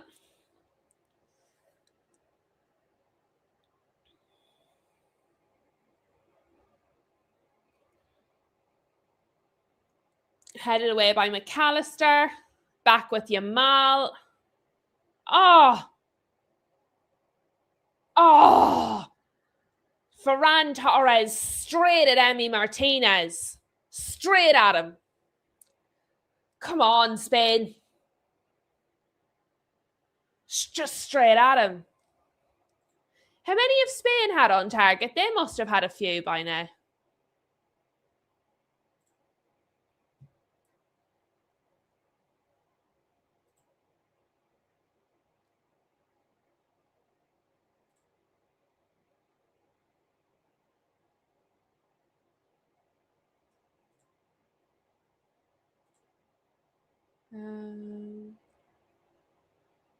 Like 8 shots for Spain.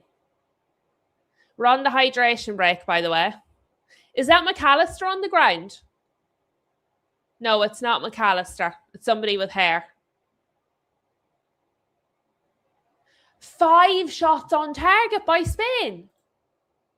5, just to be clear, 5. Let me do it with this hand. 5 shots on target for Spain.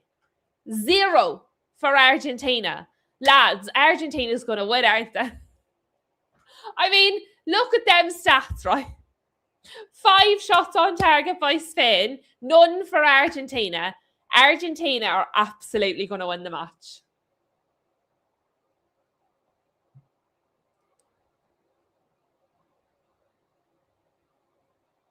Josh reckons Ferran Torres should have done better there. Yeah, if he'd gone just either side, he just headed it straight at him. I suppose it's hard to aim a header. But yes, if he'd gone either side, it goes in. Because Emi Martinez is looking shaky as shaky. Foul. Grabbing. And the referee keeps telling them about that. 8 total shots, 5 on target for Spain. 6 corner kicks for Spain to 1 for Argentina. Spain have even had more possession. Spain's XG is 0.63. Argentina's is 0.00. Argentina's XG, 60 odd minutes into the match, 0.00. I've never seen that before in like a match that's ongoing for this length of time. 0.00 is Argentina's probability of scoring. That's terrible. That's exactly what's going to happen. Exactly what's going to happen, Damien. All Spain, only one team looks like scoring. The other one's definitely going to score, isn't it? Daz is going to be working tomorrow. That's all right, Daz. That's all right. He will be here the next day. Josh says Messi will get one chance and score it. He's not been in the match at all, Messi. I know for him it doesn't matter, but he has not been in this match at all. Romero off. Hold on a minute. Medina and Simeone on.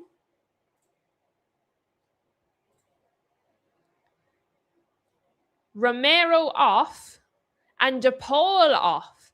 De Paul was quite good in the first half. Probably less effective in the second half.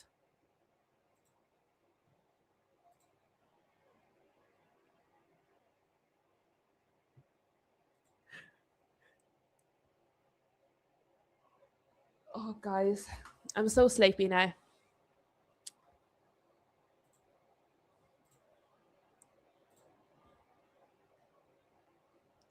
Yeah.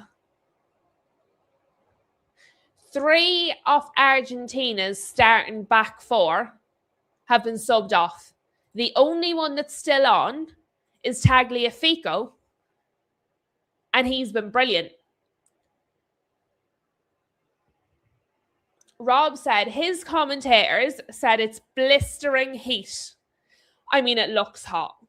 It looks quite sunny out there.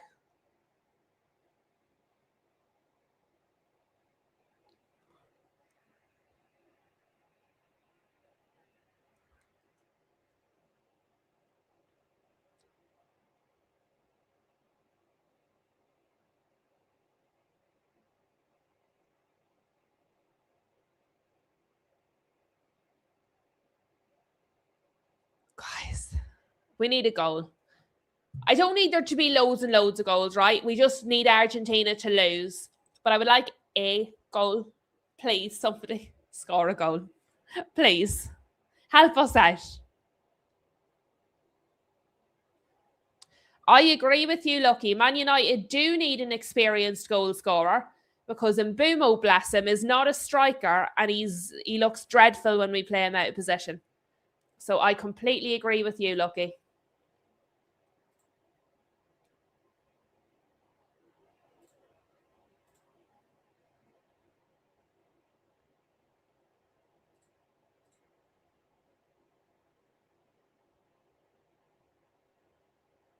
Argentina are attacking here.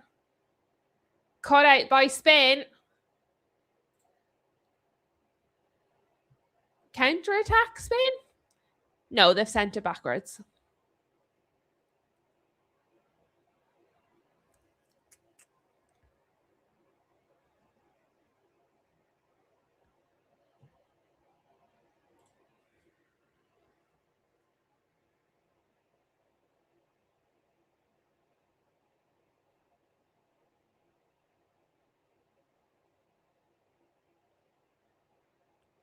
Alvarez can't get through here. Alvarez and Messi just haven't been in the match. That neither of them have been in the match, really. And every time they try and come forward, Spain are cutting them out.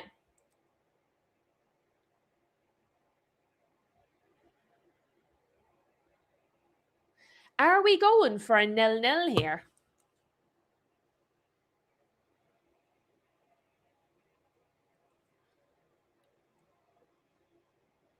Oh, Yamal. Nah, out of play. I think that's the worst ball Yamal's had in the whole game, to be fair.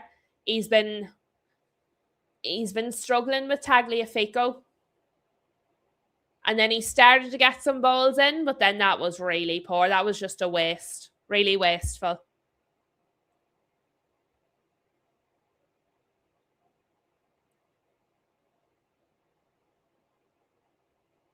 Oh, Martinez nearly made a bit of a mistake there, didn't he? Guess says no extra time, please. She wants to get some sleep. We're going to see another sub for Spain. Another sub for Spain.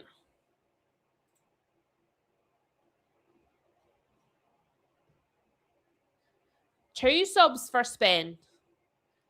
Olmo, Baena off, and Williams Marino on. Marino has been highly effective for Spain. Highly effective for Spain. I think Dani Olmo's had a good match, to be fair to him. He's had a really good match. He's been a pain in the backside for Argentina. But as we know, Marino... Paredes again! Jesus! He's just jumped into the back of him. I'm sorry, right? If he wasn't already on a yellow, he'd have gotten another yellow. He should be off the pitch. He should be off the pitch 3 times over at this point, Paredes. He absolutely should not be on the pitch. I'm not having that. This is ridiculous. Other than that, I think the referee's been very good. I think he's been really even-handed, but he clearly doesn't want to give a second yellow. And it's irritating. Yes, Marino has scored several goals for Spain. He's been very good for Spain. He scored several key goals for them. Yeah, it was so blatant, Damien. So blatant. It's actually so annoying.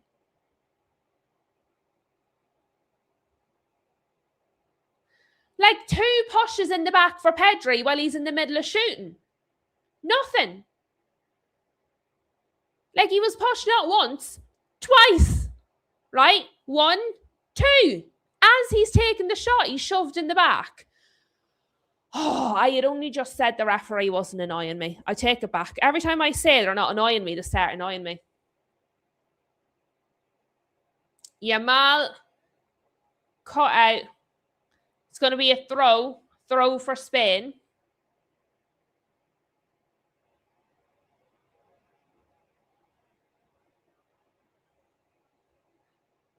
Wow. Martinez, that's another shot on target, by the way, for Spain. Corner. It's going to be a corner.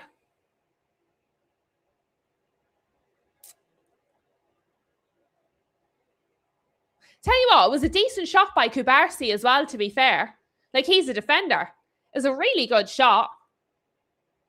That could have went back into danger.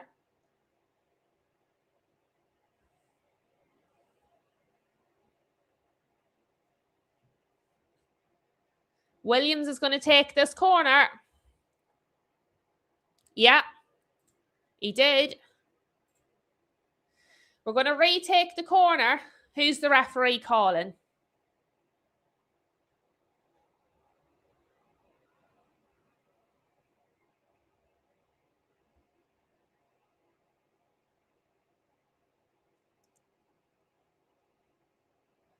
Like,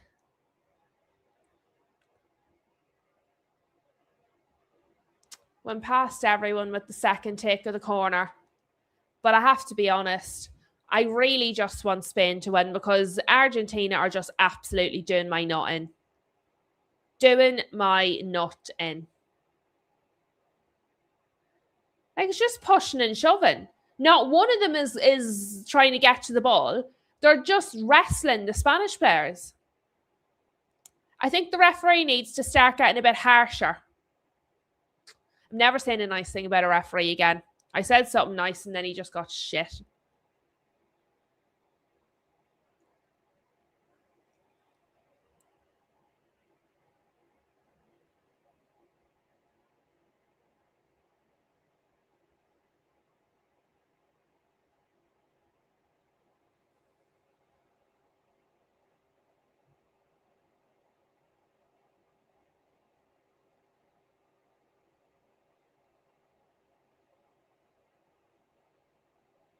Spain are playing at the back now. This looks like it's going to extra time. I know there's another maybe 14, 15 minutes, but I just don't know.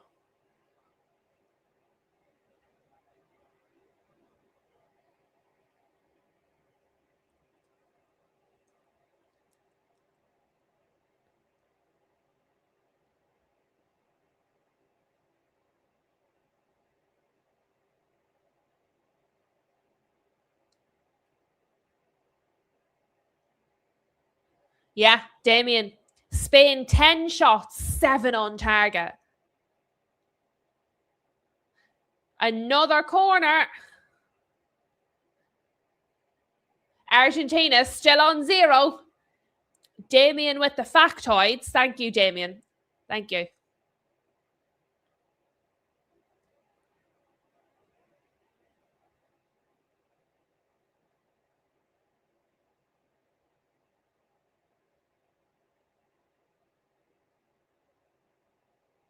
Spain still have it here. Williams, straight at Martinez. There's another one. It's now 11-8, Damien. 11-8. Jesus Christ. You can just see it. Argentina are going to get one. Now look at that. Straight into the back of Cucurella. Did everybody see that? Number 17. Directly. Simeone. Straight in the back of Cucurella. I mean, Cucurella waited for it, though, to be fair. Cucurella waited for that. He looked fine, okay. Cucurella did call that on a little bit.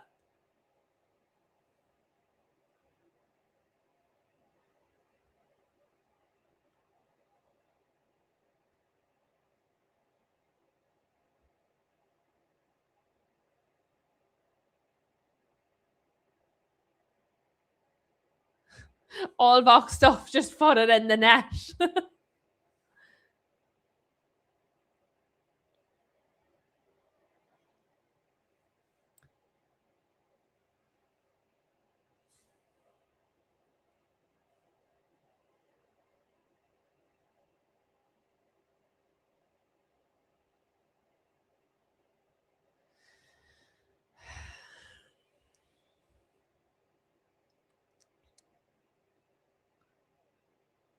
Argentina, is he going to get a yellow? Good on you. Enzo Fernandez is after getting a yellow for dissent. Beautiful.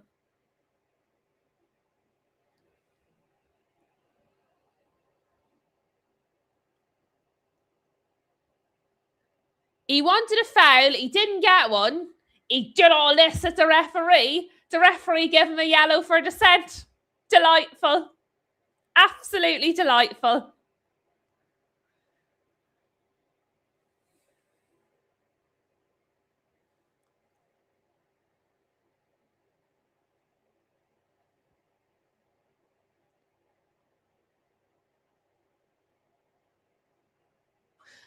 Lucky. This time yesterday, Bellingham finally had space to get a 5th goal. Meanwhile, we're waiting on the first one. Guys, maybe it's me. I didn't watch the match at all yesterday. Maybe I'm the problem. But it very much looks like we are going to extra time.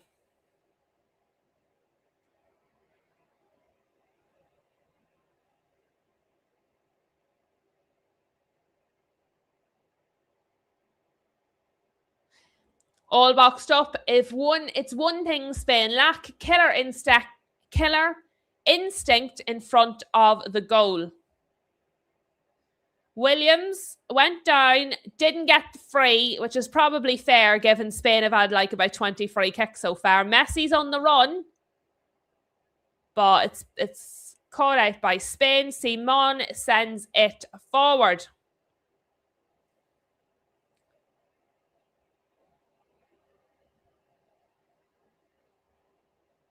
It's getting a bit feisty, guys. Getting a bit feisty.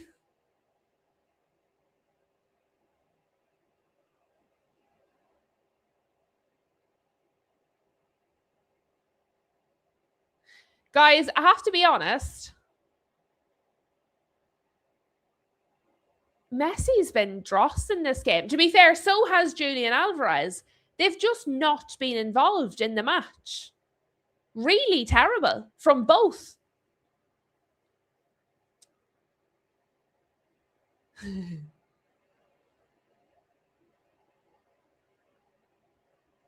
Yeah, I agree, all boxed up.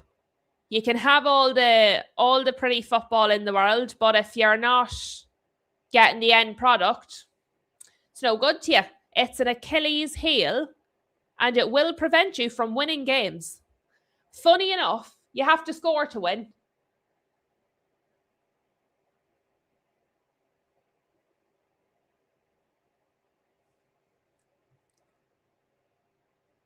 Even RTE players getting sick of this match. They're starting to get a wee bit glitchy. Wait, you see, this will glitch and the first goal of the match will go in. I'll mess up.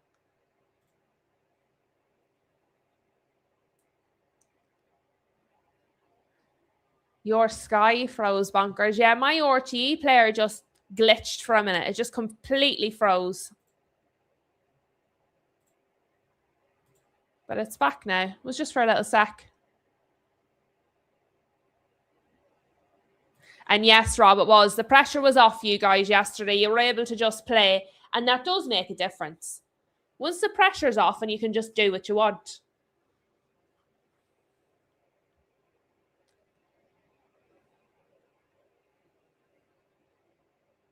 Look at the match momentum. Have you guys got that on your screen? The match momentum. Bloody hell. Other than the first few minutes of the second half, it's basically just been Spain. The whole match has just been Spain. No, not a lot of time left, guess. You're probably looking at, don't forget you're going to have your 3 minutes for the hydration break, plus your substitutes. Torres took a shot there, but just didn't quite catch it. Jesus. Crazy. Absolutely crazy. Josh says all Spain needed was Munoz. I mean, he's out there with the squad. They could put him on if they wanted to. They have opted not to, Josh. Sorry. He is an option. They've decided not to go with it. You make of that whatever you wish, my friend.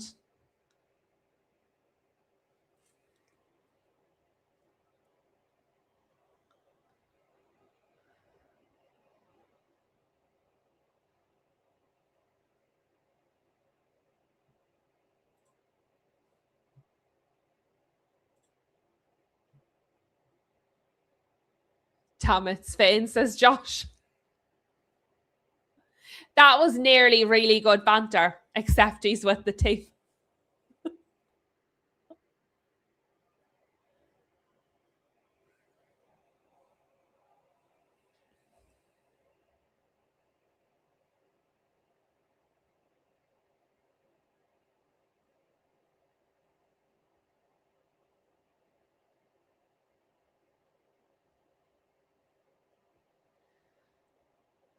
But yeah, we're probably looking at, in terms of added time, you're probably looking, I would say, 5 minutes or so between subs and the hydration break.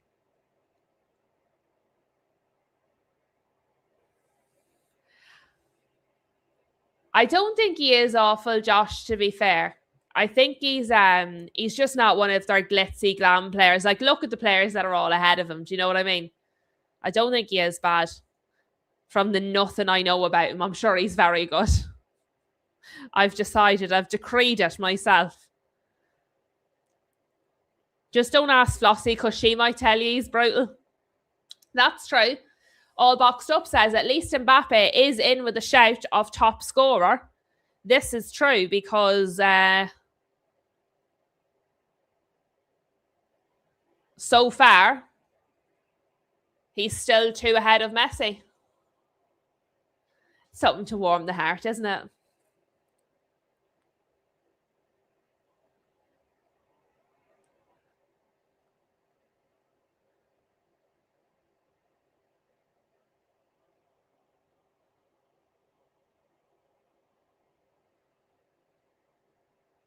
Josh playing with fire.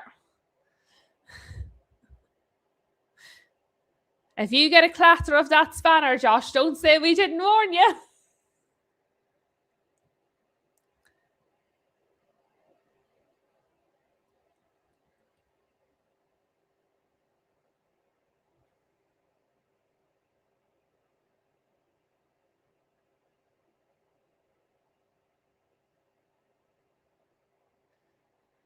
Four minutes extra. I guessed 5. I wasn't a mile off it.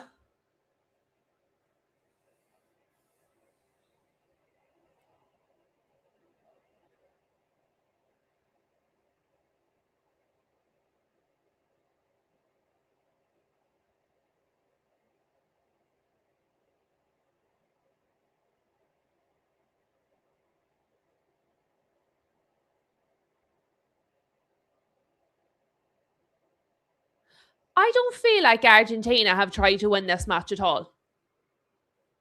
Like, Spain have tried and just cannot get the ball in the back of the net. Other than about 5 minutes at the start of the second half, I do not feel that Argentina have tried to win this at all.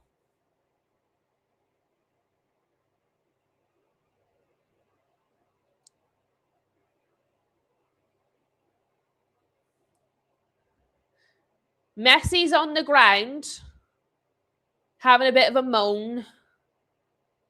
Nearly 0-0, and Messi's just tipped himself on.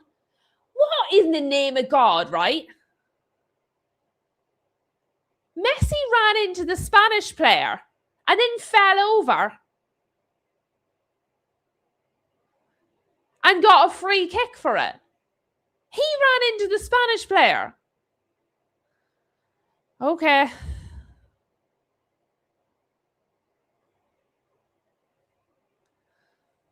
Baffling.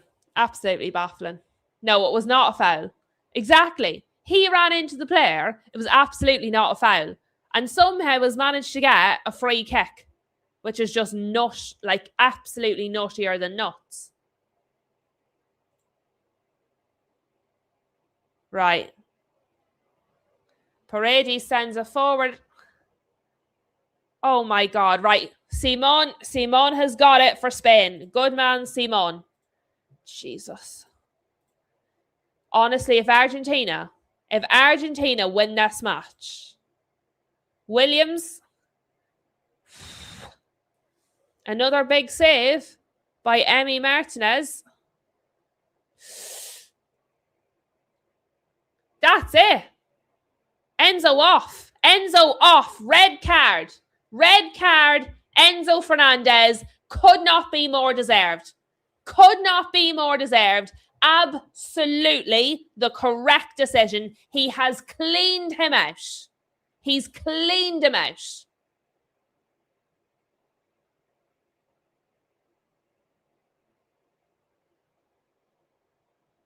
Kubarsi.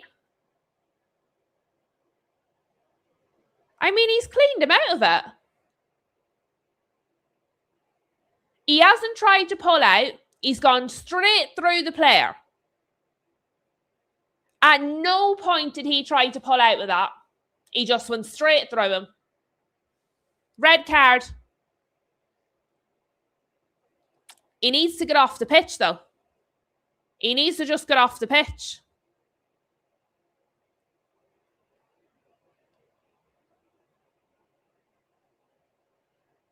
But now look, McAllister over. Enzo's had a red card and is still on the pitch. Get off the pitch.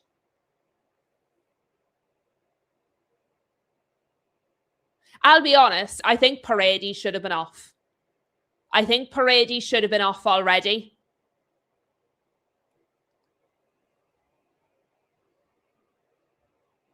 Like, Enzo's still on the pitch. You've been red carded. Get off. Yeah, exactly. Just get off the pitch. You've got a red card. Leave.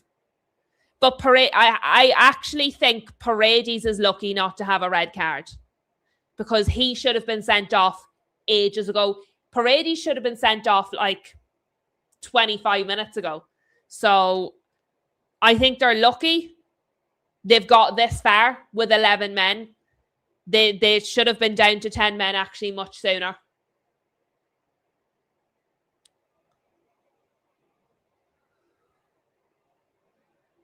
And now Enzo.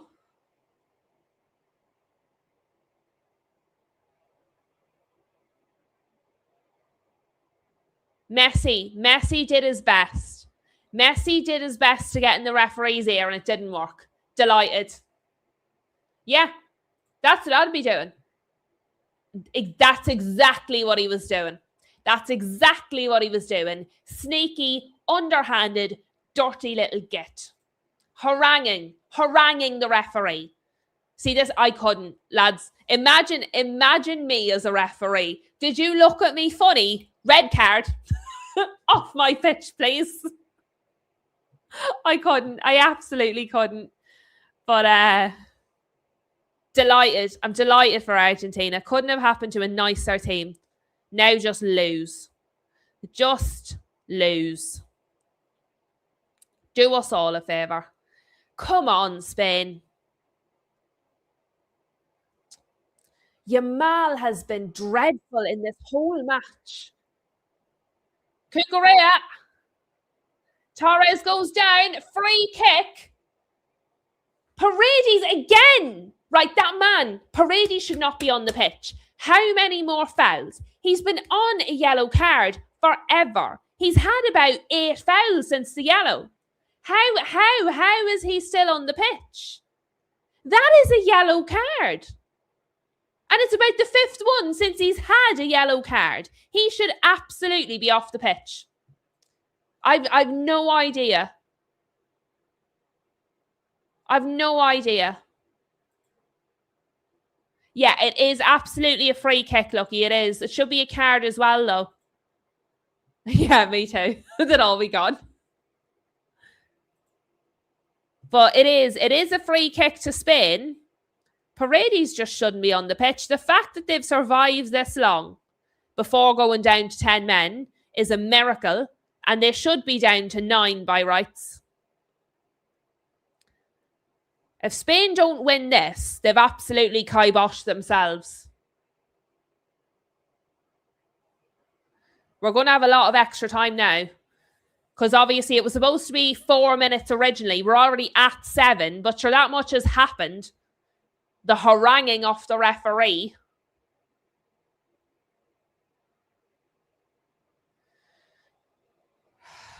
Yamal has not had a good match. Just score. Go on.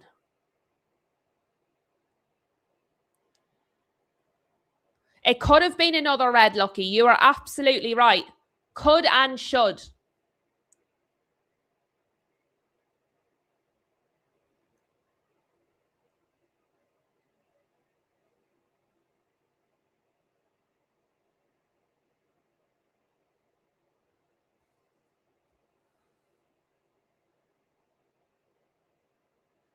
Oh, save Emi Martinez. Save Emi Martinez.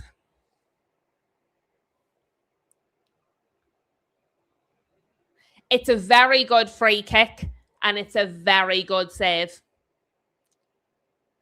Williams defended.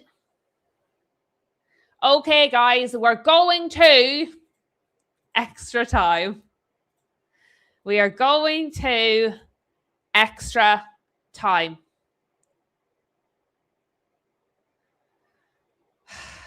Guys. Oh, dear.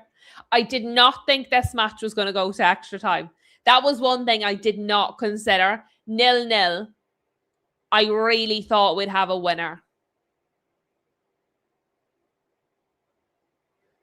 I don't know what I make of this referee, because he's got a lot of decisions really correct. But how Paredes is still on the pitch? And I actually think Paredes is the same decision he's got wrong over and over again.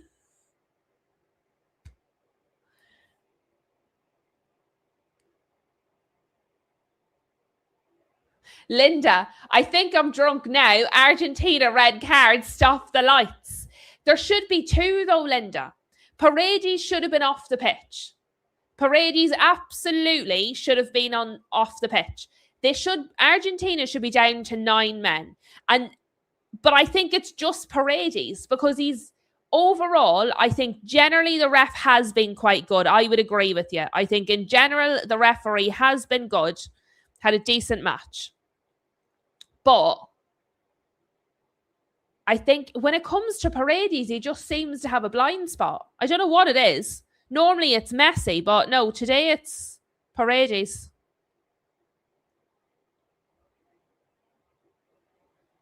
Oh, Argentina just can't win now.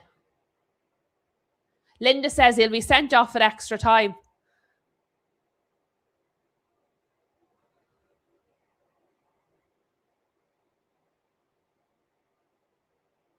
I hope he does. He deserves to be sent off, though. Like, he's foul after foul after foul after foul. It wouldn't be controversial. If he got sent off at any point now, it wouldn't be controversial, because he's got away with so much already.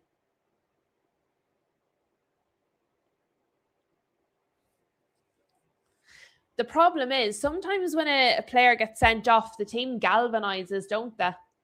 It is, Gregory, time for extra time. They're taking on some liquids and some tactics, and we'll see what happened. Lucky says, sorry, it should be 9. It should.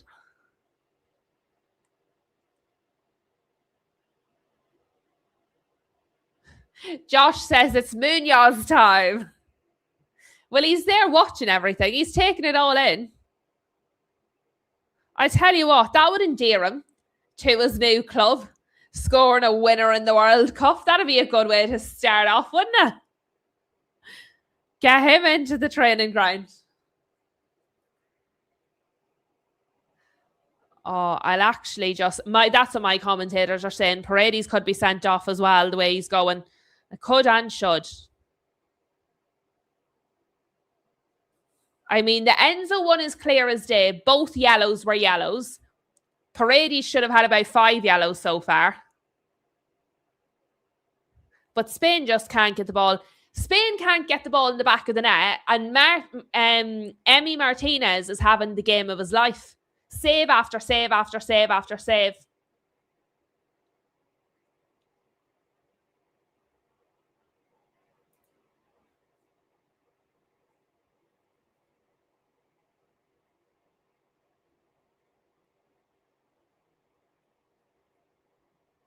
Lucky agrees with Linda, says another red is coming.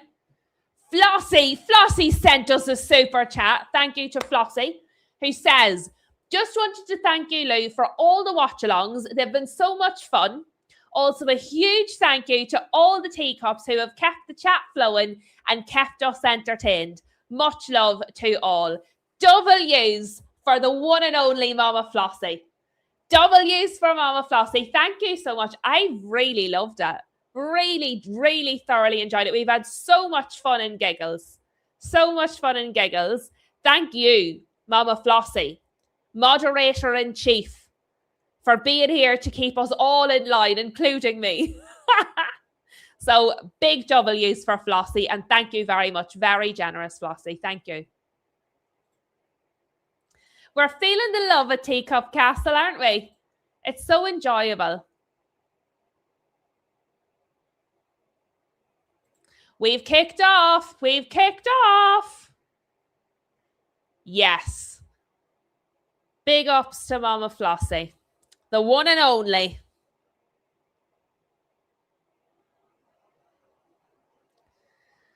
Right, Spain. Let's do this thing.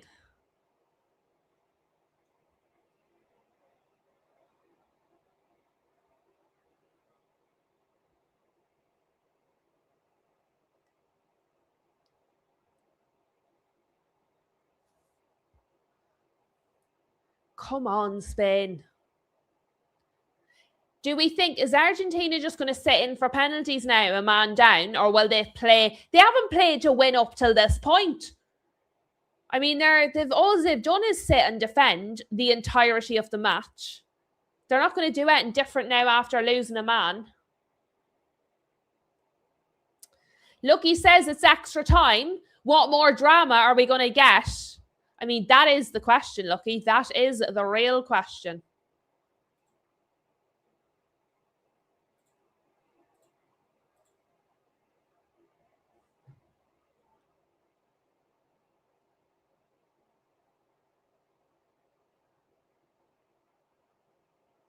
Porro's holding his jaw. Did he take a clatter? That was on purpose. That was on purpose. He ran into him. Nobody's elbow, right? When you run into someone, nobody's elbow folds up this way. That was on purpose. He's after elbowing Porro in the face on purpose. Jesus Christ. Please, come on, Spain. Argentina cannot win. They cannot win. Come on, Spain.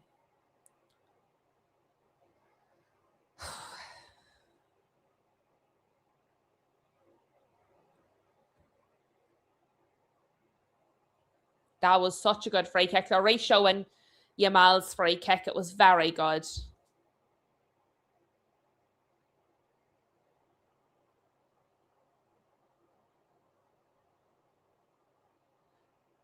Torres. Yamal couldn't get to it. Yamal has struggled in this match, man. Okay, Spain have it. Oh, Martinez again. He's just having the game of his life. I've never seen him play a match this good. Oh my God.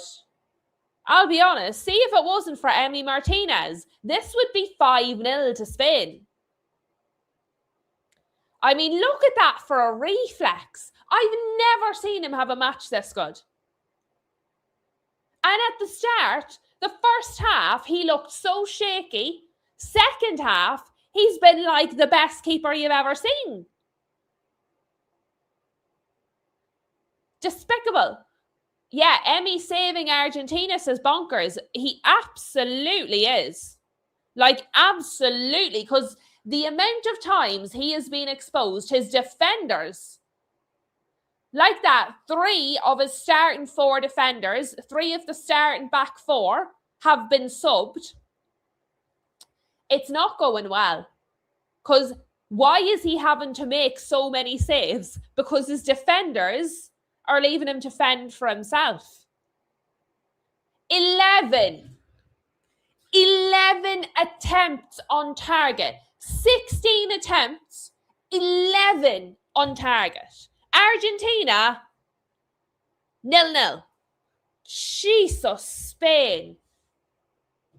That is insane. Oh my goodness. Yeah. Flossie says he has kept them in the game. Damien says Emi Martinez single-handedly dragging Argentina to the finish line. He completely is. His outfield players are completely letting him down. It could and should be 5-0 at least. At least. Or 11, depending what way you want to look at it. Oh my word. Oh my word. Yes, Gregory, 11.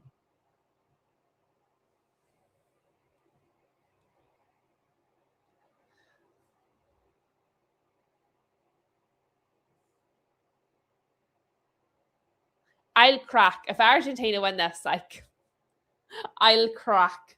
0 shots on target. They don't deserve. They just, and football is so unfair sometimes. Yeah, Bunker says Messi has done nothing. That he has. And funny enough, when I said Messi hasn't been very good, I was quizzed on it. Turns out I was right. This isn't going to count. Williams has put the ball in the back of the net for Spain. It's not going to count. The whistle went way before it. It's not going to count. The whistle had gone before it. Martinez is on the ground.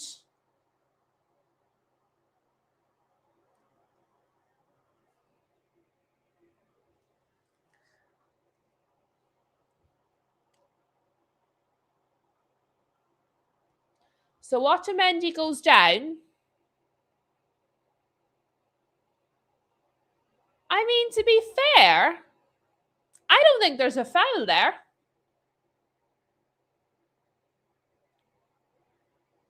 I don't think there's a foul on Otamendi or Martinez.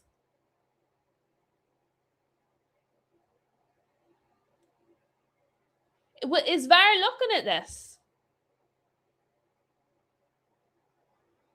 I have to be honest, guys. That's not a foul for me. Neither with Otamendi nor with Martinez. There's no foul in the lead up to that goal for me.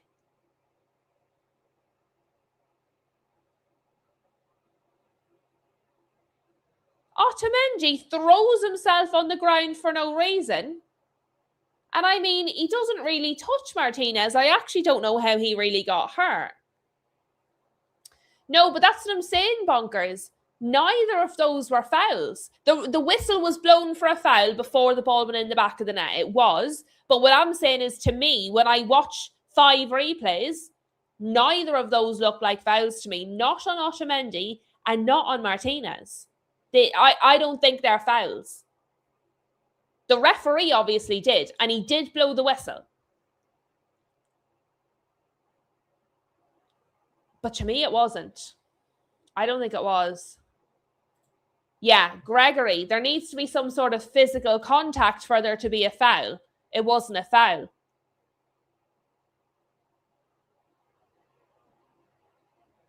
It's crazy.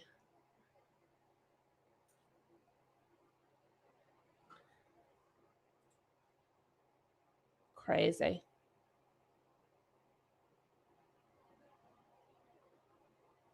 Rodri's going off. I don't think Rodri's been great today. Laporte's going off as well. I think Rodri was at the last match. Was it the match against you guys? Rodri was incredible, ran the whole pitch. But he's not been great today. Eric Garcia and Zubamendi are on for Spain. Yeah. I agree with Damien. I think Spain have been robbed of a goal there. And it's a pity. It's a pity because I think overall, other than Paredes, the match has been refereed well. I just think that's a poor decision. I suppose that's where you come into the grey area of what's a foul, how much contact is allowed, and then it just gets all... Come on, Spain.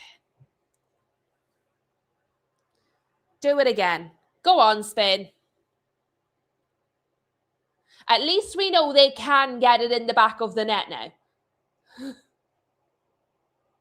He played well against the USA, says Gregory. Yeah, I think Rodri's had a good tournament. I just think today he didn't really impact it too much. Jesus, sure, Messi's climbing all over the back of him. Kubarasi wins a free kick. I don't see a foul there. I just don't see a foul there.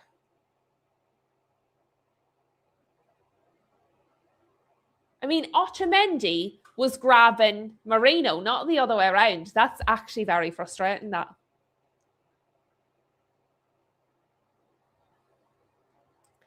Cucurella to Williams.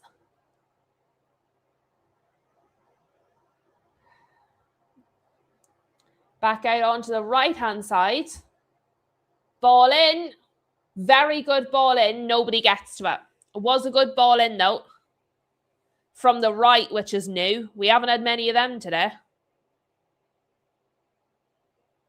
Not for Spain.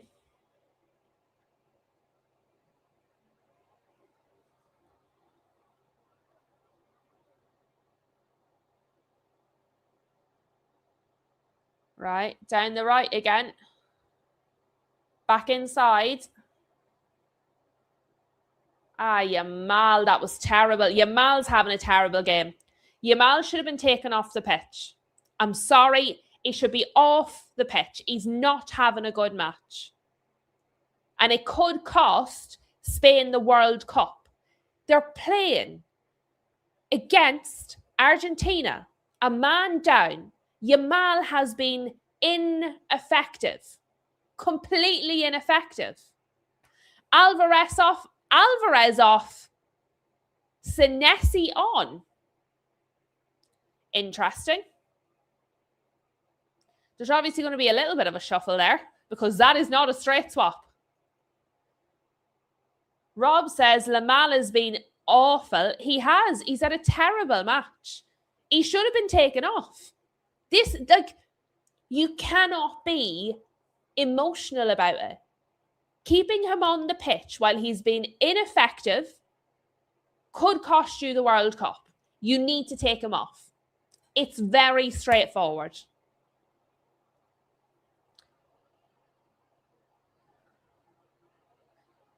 Paro.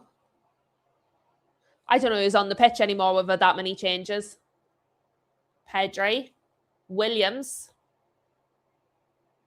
Oh my God. Nearly Marino. That was a great ball in by Williams. Brilliant ball by Williams.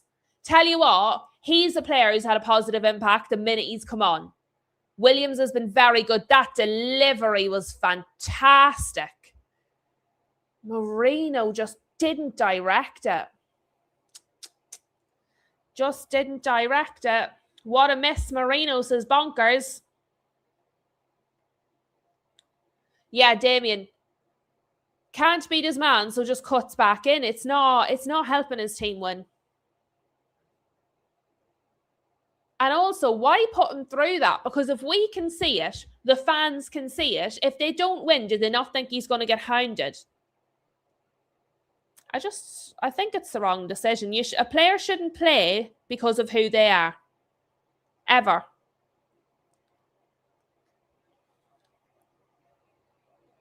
Pedri. Williams. He's had to come back in, but he has got around a few times, so I don't mind that.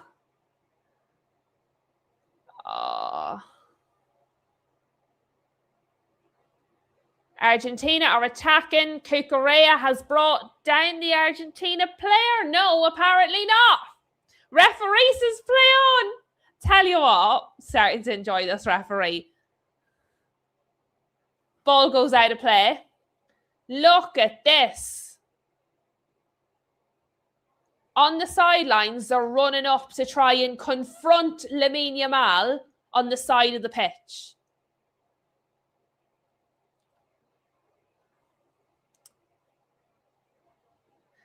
Look at Simeone, stops, looks where Cucurella is and stops and waits for him to run into him.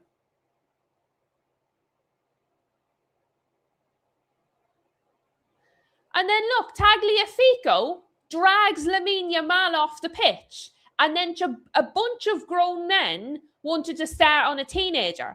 He's not had a good match, right? But Tagliafico drags him off the pitch. Oh, the Argentinians are annoying. They really are. Ah.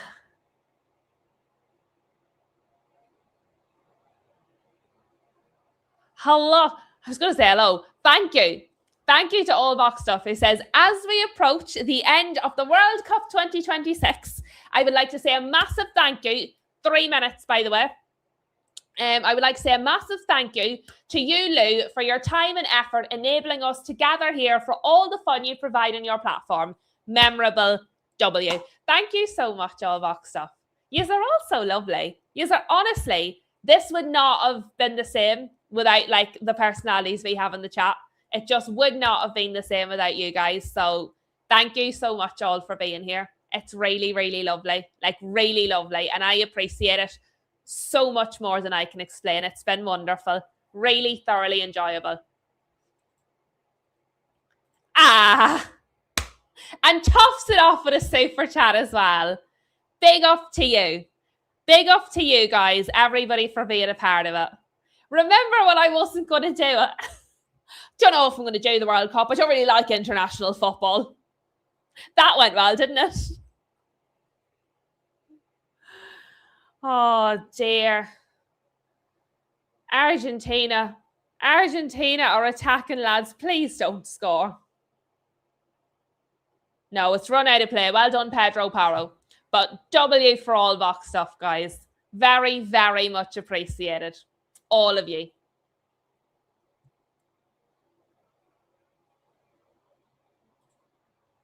Gregory, I had a little rant about this earlier on. You might not have been in just yet.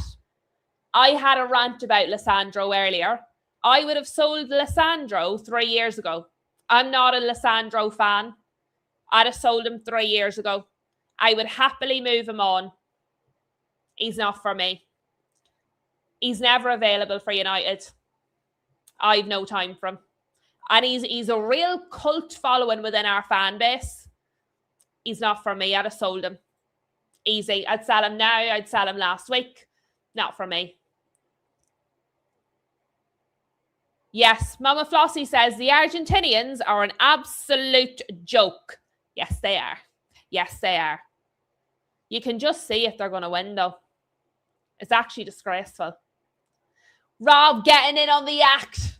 Thank you very much to Rob, who says thanks so much to you and the teacups for a fun World Cup. And to you, Rob, who has also been a massive part of it. All of our stickers and super chats and crisps talks and unboxings, and we've had all sorts of everything going on in this chat. All sorts of everything. And ye have all been such a big part of it. And I'm very, very grateful. This is the one. Big up to everyone. Big up to everyone. Oh, no. No. Rob feels the same way. I think there's a few people coming to it now. I felt that way for quite some time. First half of extra time over. I think Argentina want the penalties. I don't think Argentina have tried to win this match at any point. I just don't feel that Argentina have tried to win the match, even with 11 men. Very poor. And you can just see it that they're going to... Yeah, a Spain win. Watching Argentina lose. That would be the way to top off this World Cup campaign for us, wouldn't it? That would be the way. I would love that. We're building a really lovely community. And I know, guys, sometimes I can be really angry and I will remove people like sharpish. The reason I do that is because I'm so protective over the atmosphere that we have on the channel. I don't want anybody to ruin it. I love the way we chat and have fun and a laugh and a joke and we all get on and it's friendly and it's nice and you don't have to feel like if you say something you're going to get piled on or, it's really important to me, which is why I get so angry when somebody tries to wreck it. I don't care how slow the channel grows once it stays like this. And I will always protect that on this channel. So I love it. I love the vibe we have. It's so fun. The stuff we talk about, just random shit like. Yes, bonkers. We are on to the final countdown. We are nearly. Shem says Argentina are trying hard to get Spain players sent off and booked. Yes, they are. Shem says this community is so nice, generous, and chatty. I can't take it anymore. I'm going. I'll be back the next World Cup.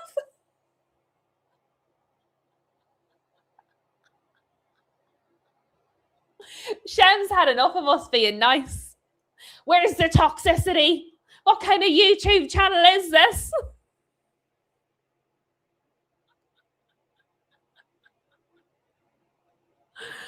Oh dear. Tagliafico's been on the grind for quite some time. Did everybody sing the song now?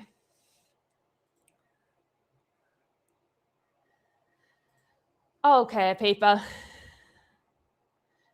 Kick off. We have kicked off for the second half of extra time in the World Cup final. Come on, Spain.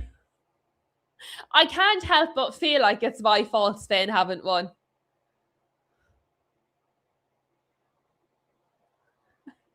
Flossie. Oh, dear.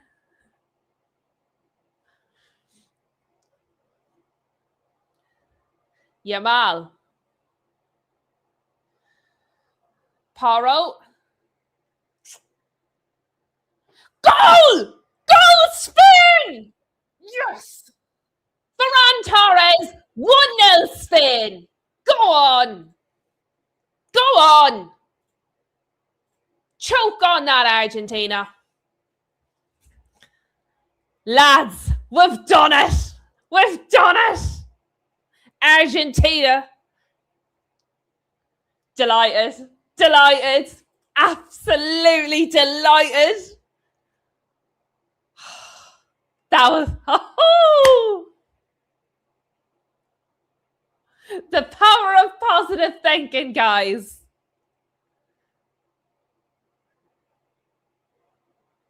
Well done. Now don't capitulate. Right, come on, Spain. Keep it together.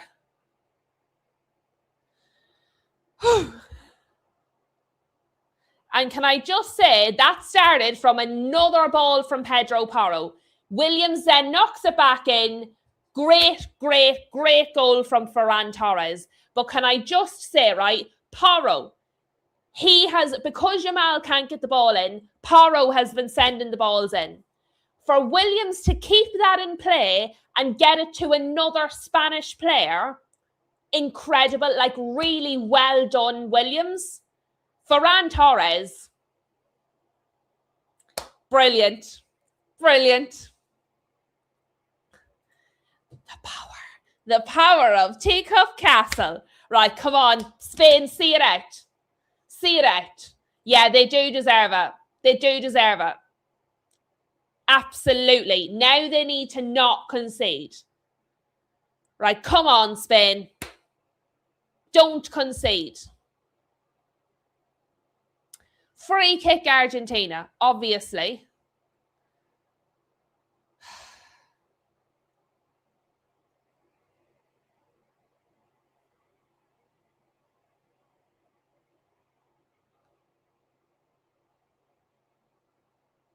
It's a good bit out.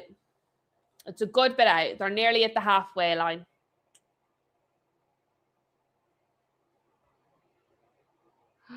Simon's got it. By the way, that was the 20th shot. The 20th shot from Spain that went in, by the way. 20.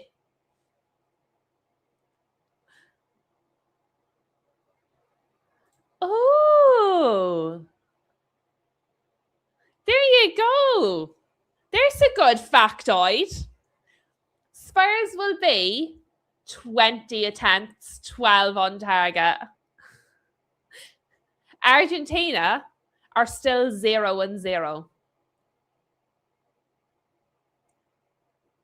Honestly, go on, Spain. Go on. I'm delighted. I'm so delighted. Spurs will be the first team ever to have a player win the World Cup 3 times in a row. Lloris, Romero, and hopefully Porro. And to be fair to Porro, played a key part because at least half of those 20 shots were balls in from Pedro Porro, and he's been defending very well. So not only have played, but played a key part. Right. Now Argentina. Williams. Williams got it away. Williams has been a great sub. Torres was a sub. Ferran Torres was a sub. And so was Williams. Very, very, very impactful. Both. Flossie says Spain need another goal. I would tend to agree with you. Gregory says Argentina should have been out against both Egypt and England before this game. I would agree with you, Gregory. I would agree with you.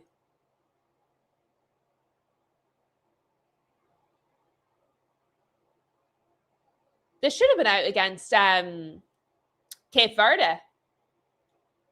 Lucky says Spain need to go again. Yes, they do. Damien says, yep, Williams has been decent since coming on. Well, he scored the goal that was wrongfully disallowed, and then that assist to keep that ball in play for the goal that did count. Excellente. Very impressive.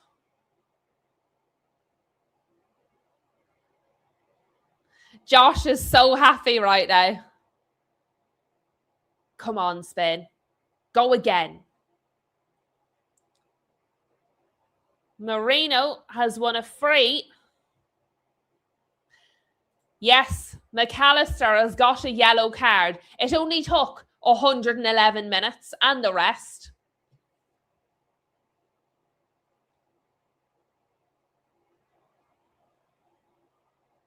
Come on, Spain.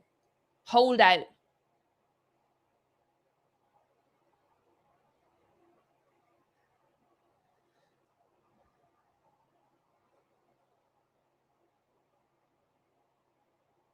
I'll tell you what, is Marino the only Arsenal player? He'll have won the Premier League and the World Cup within like a couple of months of each other. Mikel Marino. I don't think he's been unbelievable since he's come on in this game, but he's scored some key goals in the previous games. So if Spain win, Marino will have won the Premier League and the World Cup in the same summer. That's the thing. He will have scored the most goals unless Messi scores a brace between now and the next 3 minutes because he's 2 goals ahead. But the golden ball, which I don't know what that is, was awarded to Messi prior to the kickoff to this match. It's voted for prior to the final. I don't really understand how it all works, I'll be honest with you. But I saw it on X. So I don't really know is the answer. Josh Munoz was the mastermind behind the plan.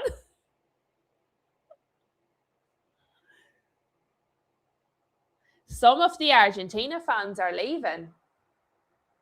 Well, some of the fans in the Argentina jerseys are leaving. I don't know if they're from Argentina. Go on. Spain, go on. 2-0. Offside. That's why I thought he might have been. And then I was like, well, he's kept going. That's tight. He's finished it very well. Because not everybody scores them one-on-ones. But yeah.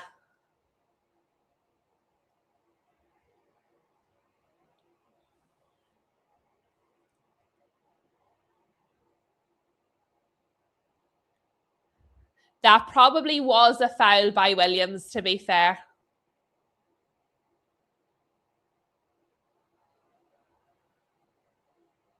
Paredes is just, it's diabolical he's even on the pitch. Diabolical. He should have been off ages ago. It's very frustrating him. Seeing him shouting the odds when he shouldn't be there in the first place. But a free kick forward. Headed away. Yamal chasing. Pressuring. Williams is coming to help. But Argentina, who didn't attack for over 100 minutes, now want to play football. It's actually very frustrating. Messi's coming forward. Headed away by Eric Garcia. That was a very good defense there by Eric Garcia. Munoz is a left winger who can also play as a striker or a right winger, but he's primarily a left winger.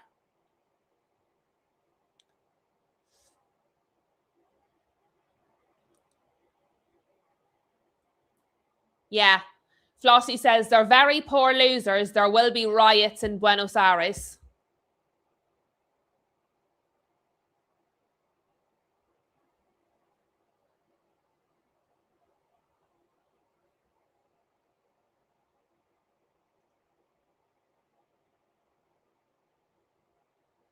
I'm getting nervous, guys. I'm actually getting really nervous.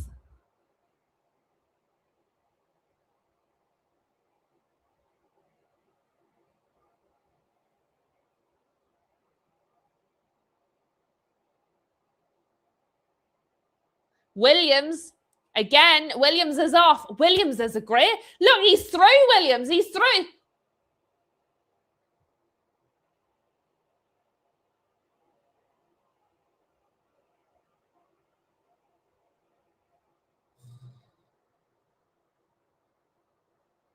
What happened there? Did he just, like, glitch? I feel like he just glitched. That was so good. He did so well. It was a brilliant run. He gets around the player and then he just glitched. Oh, God. Argentina, please don't score.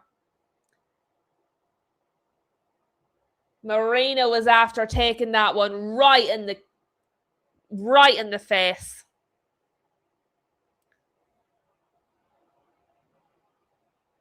Oh, Messi booted it and Marino just took it right in the face. That looked sore. He'll have felt that one. He will have felt that one. Josh says Argentina had a shot. I can't believe it.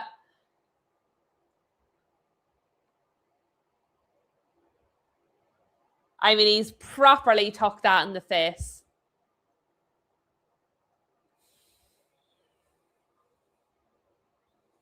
I'm not sure about that offside. They're showing us on the CGI. I'll be honest, I'm not convinced his shoulder is ahead of his foot. I don't think that goal that was ruled offside was offside. I have to be honest with you.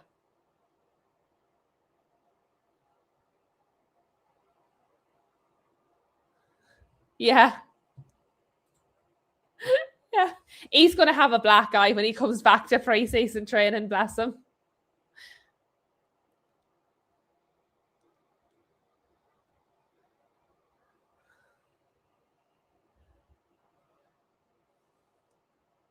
He has to go off now because he's received treatment on the pitch. So it's actually going to be 10-10 now on the pitch for a wee minute.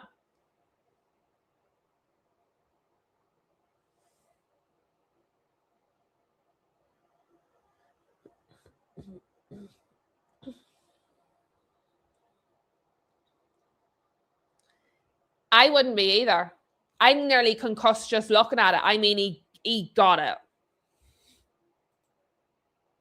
Only 2 minutes left, says Gregory. We'll probably get a few minutes of added time, I would say. We're probably going to get another 3 or 4 minutes of added time, I would imagine. All boxed up says, I would have taken him off. Don't risk him.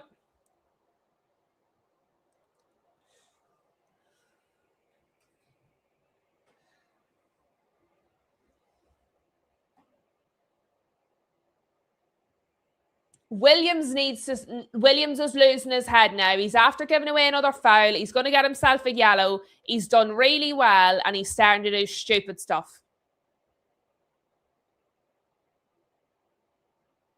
Ha! Messi tried to walk half the pitch to take the free kick, and the referee was like, no. There. The referee walked him back over the pitch. I tell you what, I don't think the referee's done a bad job. He's not got every call, but overall, I don't think he's done dreadfully.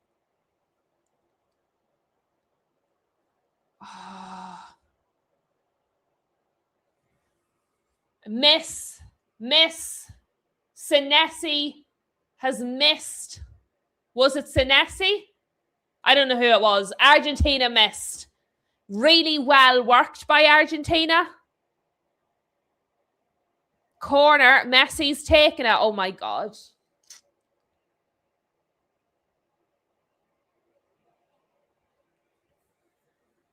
Referee telling Marino to not be pushing. While Williams and whoever that is are pushing each other, and Marino's getting it telling off. I couldn't see the ball. The corner came in and the ball was pinging about the place. I was like, where is it? It's another corner. We're going to retake this. The referee's losing control. Every time I say something good about the referee, he just loses the plot.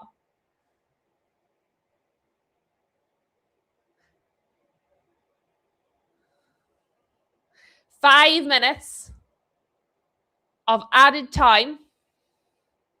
I have to be honest, that's probably about right. Given all the fouls, cards, goal, everything, 5 probably isn't crazy. Maybe 4.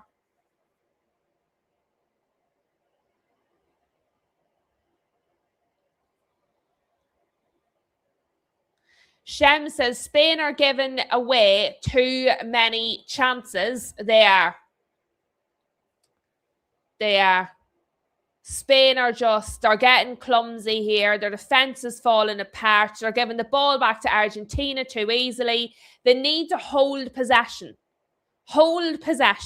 Just keep the ball. Preferably not in your own half. Launch forward and they've lost possession again.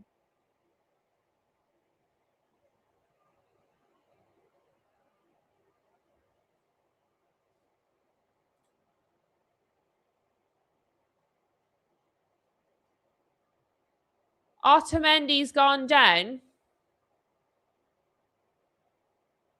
And they've got a free kick. Who's that in the middle for Argentina? Who's that beside the referee for Argentina, limping?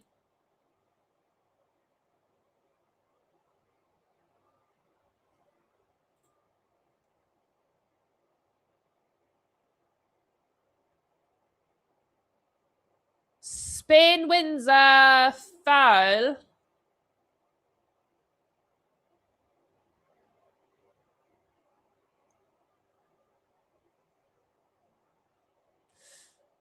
That wasn't a bad chance for Simeone, you know.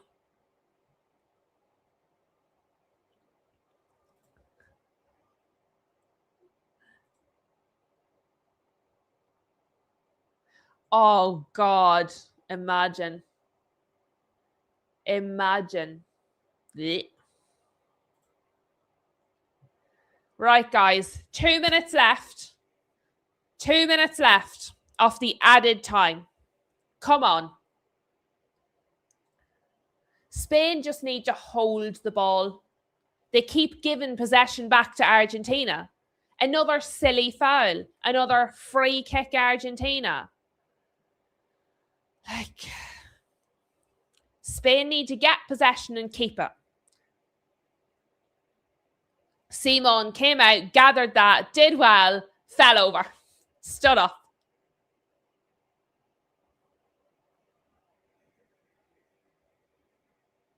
Rodri, did you see Rodri? Rodri's on the sideline like, watching it. He's so nervous, bless him.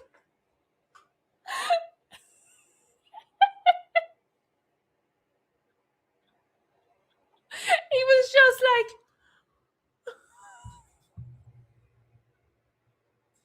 God love him. I thought I was nervous. I'm not that nervous.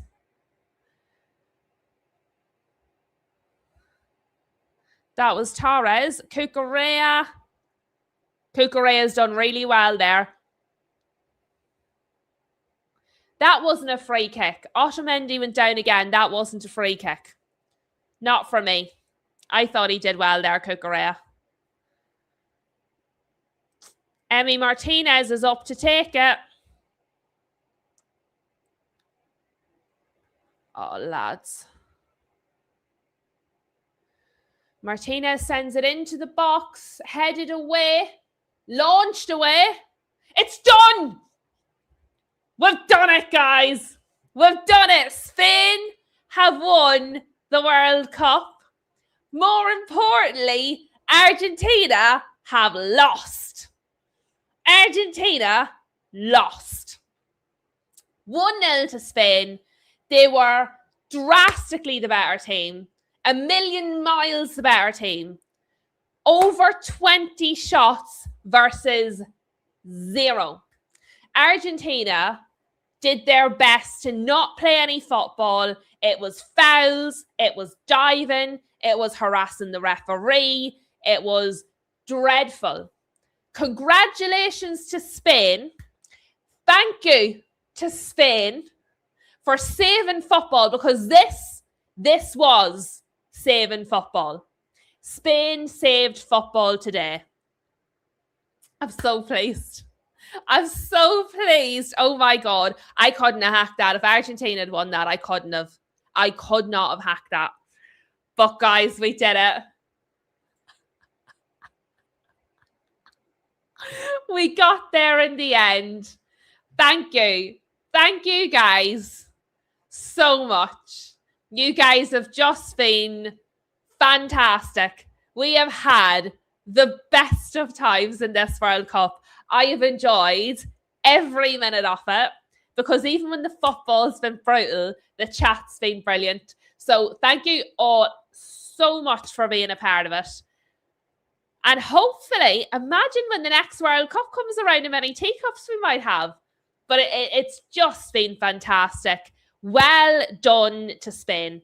The better team won. The better team won. Massive shout out for all of your generosity. Rob, All Boxed Up, Solid Blake, Mama Flossie, and of course, All Boxed Up and Rob come in for round 2. Thank you for your chats, your likes, your comments, just being involved. We will be back tomorrow, 12 o'clock, talking about the Premier League. That's it. It's done. The World Cup's over. It's crazy. But enjoy the rest of your evening, folks. We can all enjoy it now that we know Argentina lost. And I will see you all tomorrow. Have a good one.